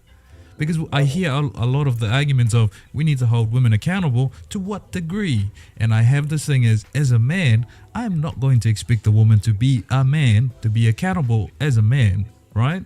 But I can hold her accountable. But to the degree of whatever that looks like, it's going to be completely different. Here's an example of why men look for feminine women who we can protect and provide for. Here's an analogy. If a robber breaks into a house, what most men want is that when he says, baby, go get the kids, get to the window. As soon as you hear me get out the door, run for it, call for help, and get away from this house. If you're a woman who's very much combative, hell no, we're going to go up there and protect ourselves. That's not what we want. We just want you to listen. Hey, baby, I might die, but I'm doing this for you and the kids. I want you to survive. That's what we mean with femininity and when we have these discussions. It's not weak. It's just that, look, let me be the man. Let me save you. Let me protect you. But I don't want you to fight with me right now. I just want you to listen, take heed, take instruction, and get up. Get out of there. Okay, so if a woman says, no, babe, we're going to fight together, do you know that that's not a sign of her, like, being rebellious against you? That's her saying, hey, I'm in this. Well, I understand your perspective. I get it. But for a woman to say that, she's willing to say, you're my soldier. We're in this together. Like, I get what you're saying, but you also want a woman to take let me interject on this. The reason why that's not going to be a good thing for the man, because now he no longer is only worrying about one thing. He's worrying about two things now. He's got to worry about the robber with probably a gun and a knife, and you and your safety. This is just a natural feeling that we have. But if you get out of there with the kids, guess what we got to worry about?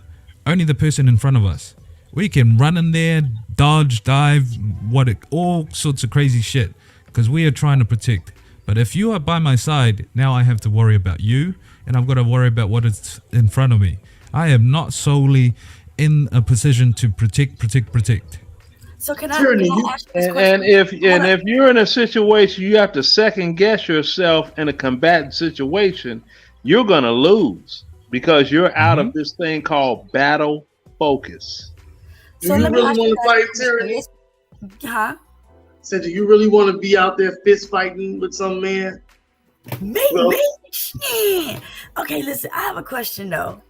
So this is a real life story, like Paulo said.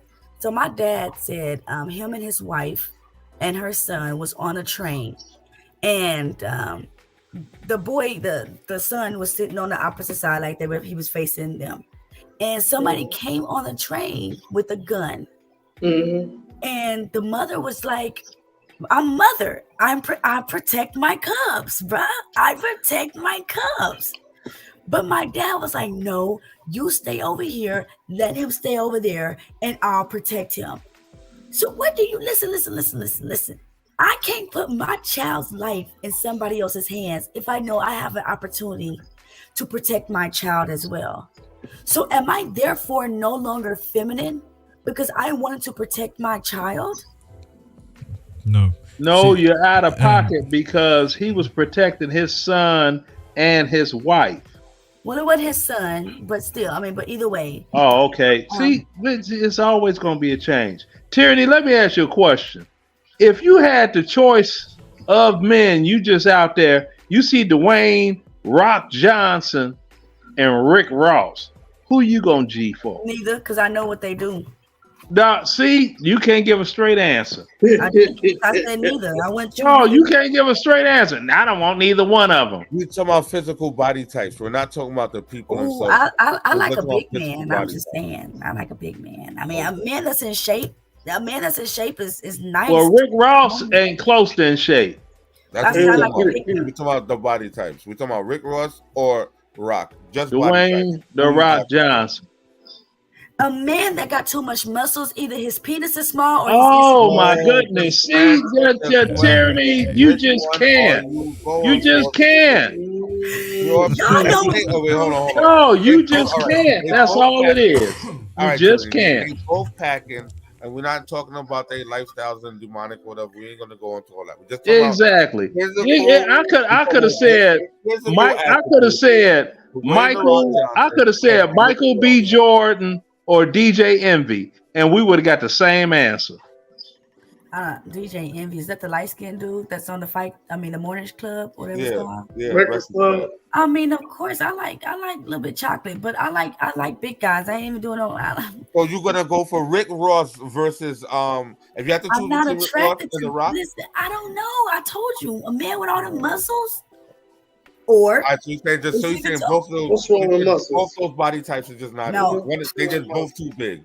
I What's wrong with can't. muscles, huh? I'm not attracted to the stocky, and then you All probably right, so at home. I'll say that's fair because they're two extremes. There you The go. Rock is extremely built and Rick Ross is What's wrong extremely with fat. muscles? So If I'll you give you- if you got less muscles than me, it's a problem. You gotta have more muscles than me. Look at that.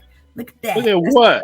That's Fort Worth built right there, baby. You see the Hey, muscles Fort right there? Worth Fort Bill, Worth you built. you narrow as a rail. Come on now, stop playing. Come on, man. Y'all What's sit here wrong and with You play. narrow as a rail. Stop. You fun size. Y'all, I am fun size. I'm like, You Nah, know you that bend her up like a paper clip and thrash the shit out of her size. Come on now, Tyranny, stop playing. y'all praise Kevin Samuels, right? No, I they don't praise praise Kevin Kevin Samuels. I'm like Kevin Samuels and the Okay, lead so attorney that's- were doggone rump riders together. Let me tell it. Right. Y'all, I okay. don't praise nobody but God. You guys like Kevin Samuels, but Kevin I Samuels don't. told you. Okay, you know what I mean? Goddamn. But Kevin Samuels told you that women need to go for high value men. No, he And never said. No, he didn't. I He said watch only the certain show, women. If you Only actually watch certain the women show, require. no. What Kevin actually did a lot of the times in the show is he actually promoted the blue collar brothers, the average Right, working man. The thing is that what gets clipped is because what happens is he'll talk about these brothers and the girls don't. Why should I settle for that? I'm too good for that. My man gotta have this, my man gotta have that. That's how a lot of that got popularized. But The Kevin bus driver. was rooting for The family. bus driver. Yeah, And then he would ask them, "How much do you earn a year?" And after they say, after they say how much they earn a year, oh, so you got 2 degrees and you make $85,000 a year. That's beautiful. A man don't give a damn. No. Then Kevin will follow up with, "A man don't give a damn about what you make." Exactly. I'm gonna tell you why. Because for the most part, and this is true for the most part, because a woman's money is usually a woman's money. A man is always expected to provide. So a woman with more money, what is that? It's just a woman with more money. I'm still expecting More money to shop and buy shoes. for herself. It's not let me it's not just say this conducive before- to let me me just and the say this before relationship. we- It's only conducive to her for the most part. Let me just say this before we kind of wrap this up, right? It's because y'all niggas have me waking up at 10 a.m. and I can't get nothing done once I wake up at 10 a.m. Like, it's too late in the day. You guys complain about a bad woman. Oh, woman is, woman that, woman is, woman that. Let me tell you guys something about a bad Who's woman. you guys? Is this? Are Yeah, we I don't know talking who was within even the saying within this anything like that. panel, or Nobody said are we anything like bring? Yeah. I may be talking I- in general. Okay, I think I'm talking in general. Okay, Paulo. Damn. Let me tell you this, Tyranny. Let me say this to you, Tyranny. A lot of the men that do jump up on a lot of these panels ain't shit. They're just using talking points that they've heard over the internet to make an argument against women. The reason why you see me very calm and collected in a vast majority of these panels, because that's what I believe masculinity to be. Cool, calm, collected, pick my words wisely, and then reply if I'm ever addressed. This is why I don't get out of pocket and I don't yell, because that's what principles and values that I think a man should adhere to. We have to admit this, and even sometimes we have to call out a lot of these guys who jump on and talk a whole bunch of shit to women just because they want to make a point. And we also have to acknowledge that some women get up just to fight men. They're not there to listen. They're not there to get the advice of men, and they're just there to fight. Y'all are just, well, fuck this dude because he said single mothers ain't shit. Well, I'm gonna come and shit all over his parade, right? So we have to acknowledge that there are some truth in the things that we say to each other, but also at the same time, a lot of these people that get on panels and talk about men this and women that, it's just talking points at the end of the day. And if you really watch for it, Also, I also believe, sorry to cut you, but one thing I also believe. He was almost Go ahead. done. I think that No, go ahead, Jade. we also need to actually learn to argue the argument within itself. The problem is we hear certain key trigger words and then get latched onto them. And then instead of hearing the exact point that was being discussed, we go into a whole other tangents. And then the person now, that's why it gets into screaming matches, because now the person is trying to scream over and say, wait, that wasn't even my point in the first place. It's like, if we're going to argue, let's argue about what we were talking about. So I think we need to take time to really not get triggered, not listen to people talk emotionally, but listen to, and not just listen to respond either. Listen to actually understand where the person is coming from. Try to see their mindset. And I think the argument will go a lot better.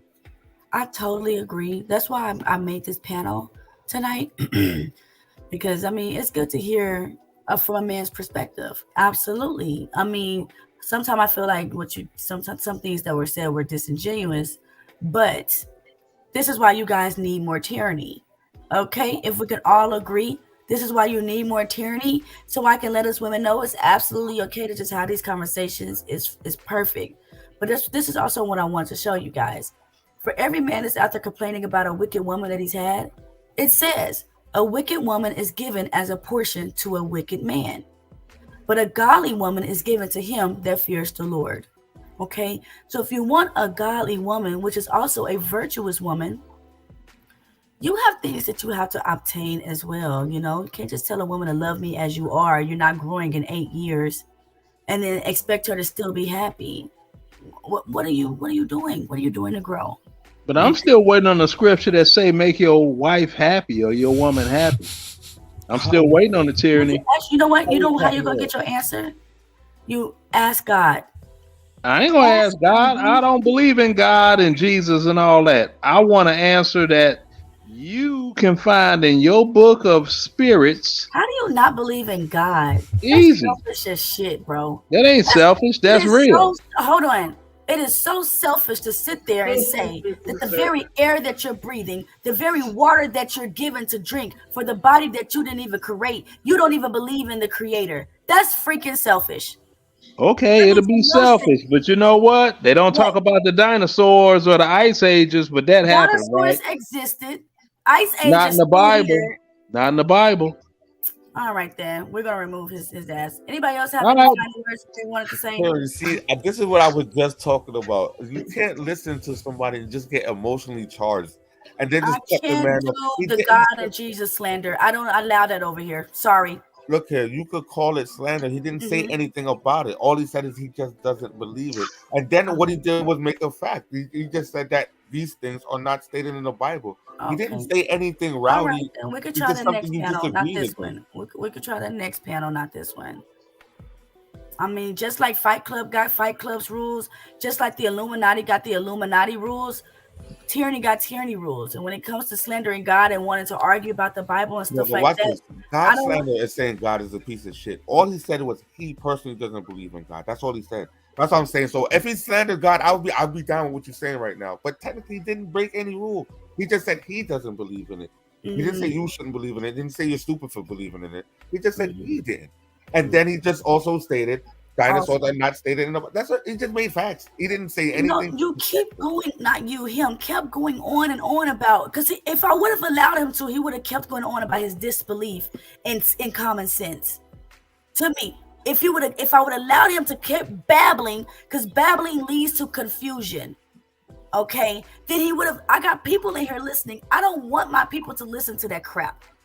So, and I have that opportunity. I have that chance to do that. But a person I understand that's what strong, you're wait, saying, hold on, man. if We've you're had a strong in your 3.5 faith, hour right? conversation about things I disagree with you guys about. No, watch this though. If you're strong within your, because this is something that you're strong, right? So if you're strong within your faith, those are the people that you should want to be able to talk to, because these conversations should be fruitful, because they're able to break down, and not break down, but either really defend your faith and show people why it's really worth following what you follow. You can't do that. Because once they're able to chop down naysayer after naysayer after naysayer, then you just look that much stronger. No. You look combative. Even the Bible says that you tell them no more than twice. After that, dust your feet off and keep it pushing. And that's what I decided to do. So, I mean, that's just me. So, I mean, if you want to come over here and say you don't believe in God, and then you want to try to back up your points, I don't have to keep you up here. That's true. You don't have to. I mean, I'm not trying to That's a be fair point to make. No, Yeah, that's I'm a not fair trying point to make. Thank you. I mean, it's all right. It's your panel, so You get to dictate the rules. Yeah. It's just how it comes across, you know. 'Cause that's why sometimes like religious people don't get taken seriously, like, you know what I'm saying? Because it's like as soon as you say something that goes against what they believe, it's just an automatic shutdown. And it's like, nobody got how do we time for progress? that. No, I get what you're saying. I'm just saying how the perception comes across. You do what you do, but I'm just saying that's why people feel the way they would feel in general. Like, Well, you know, let me tell you something, right? One time, one of my exes, we had our own place. We was chilling. We believe in the same thing. We was cooling. And then his friend came in my house, well, both of ours, but and wrote on our wall, because we got a little dry erase board that we wrote the groceries on. He erased what we had on there to put on there, praise Allah. Now, do you think I'm going to sit there and go back and forth with him? I'm not going to do that. I'm just going to kick your ass out.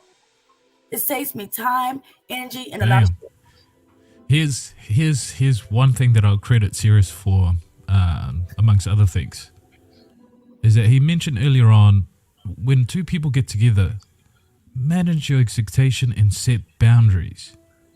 And watch how the other person respect those boundaries. If they step out of line, or do all these bunch of weird shit that doesn't follow the boundaries and expectations you've set, you are within your right to walk away. Right. The reason why I got with my wife is she respected my boundaries. I had this one thing, and I come from a different background, which is why I have a biases of dating single mothers and single women who without children. My boundaries for single mothers were this: one child, and I am not to meet your child ever until we're in a relationship. I have had women who, on probably the third, fourth date, they have driven to where I am at with their child in their vehicle and say, "Oh, come meet my child." I'm like, "No thanks. This is it. This is done. This is us. Lose my number, please." Damn. Because this is the thing, I stand on principles and values, and I will never be at a place where I'll ever bend those. This is a child.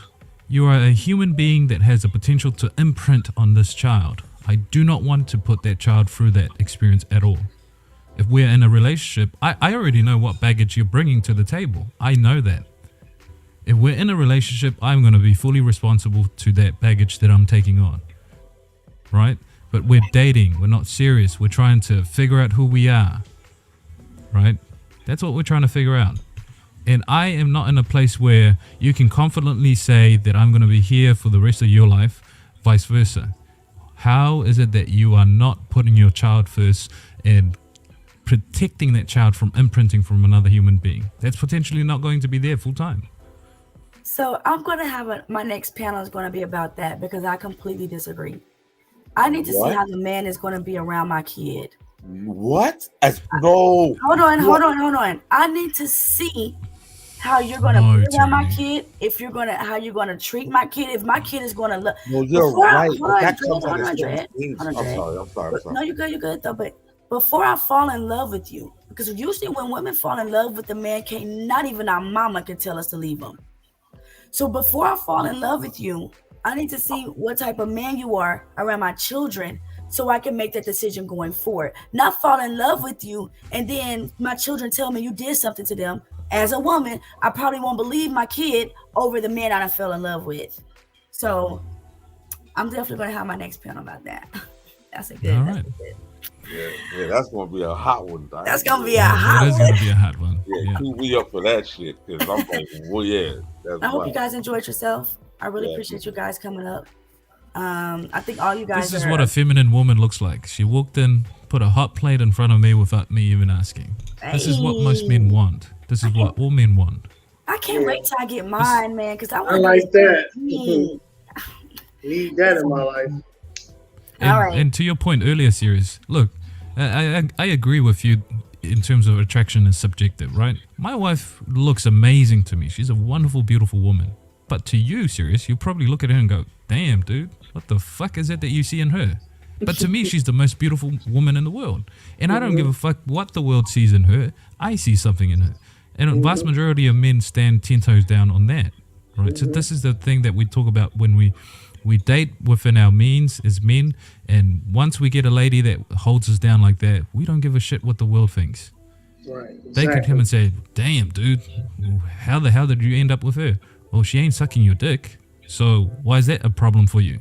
Exactly. Right. There you go. I like that. That's what's up, bro. And when I see a man, Most in men love, want I'm a like, godly woman with a bit of freak in her. Just saying. absolutely. Yeah, I love it. All right, you guys. Well, I appreciate you guys coming up. I hope you guys have fun. Definitely pull up to the next live. You guys are going to love it. These are all good men on the panel. Okay. Paulo is married, so ladies, don't even look at it. Doesn't matter. Sirius is in love with me, and Venus got a woman. Dreadman got a woman named Venus. But these are all good men on the panel. Just know, ladies, that if he love you, he will follow these rules right here. Until next time, y'all keep it real.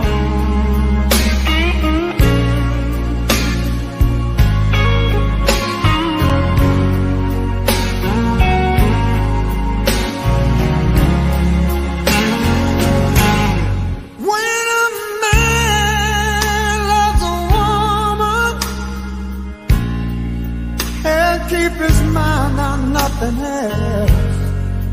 He trade the world for the good things found. If she is bad, he can't see it. She can do no wrong. Turn his back on his best friend. He puts her down. When a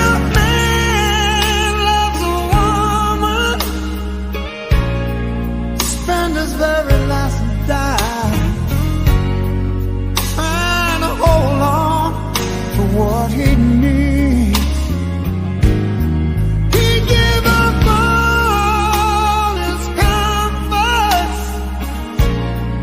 sleep out in the rain.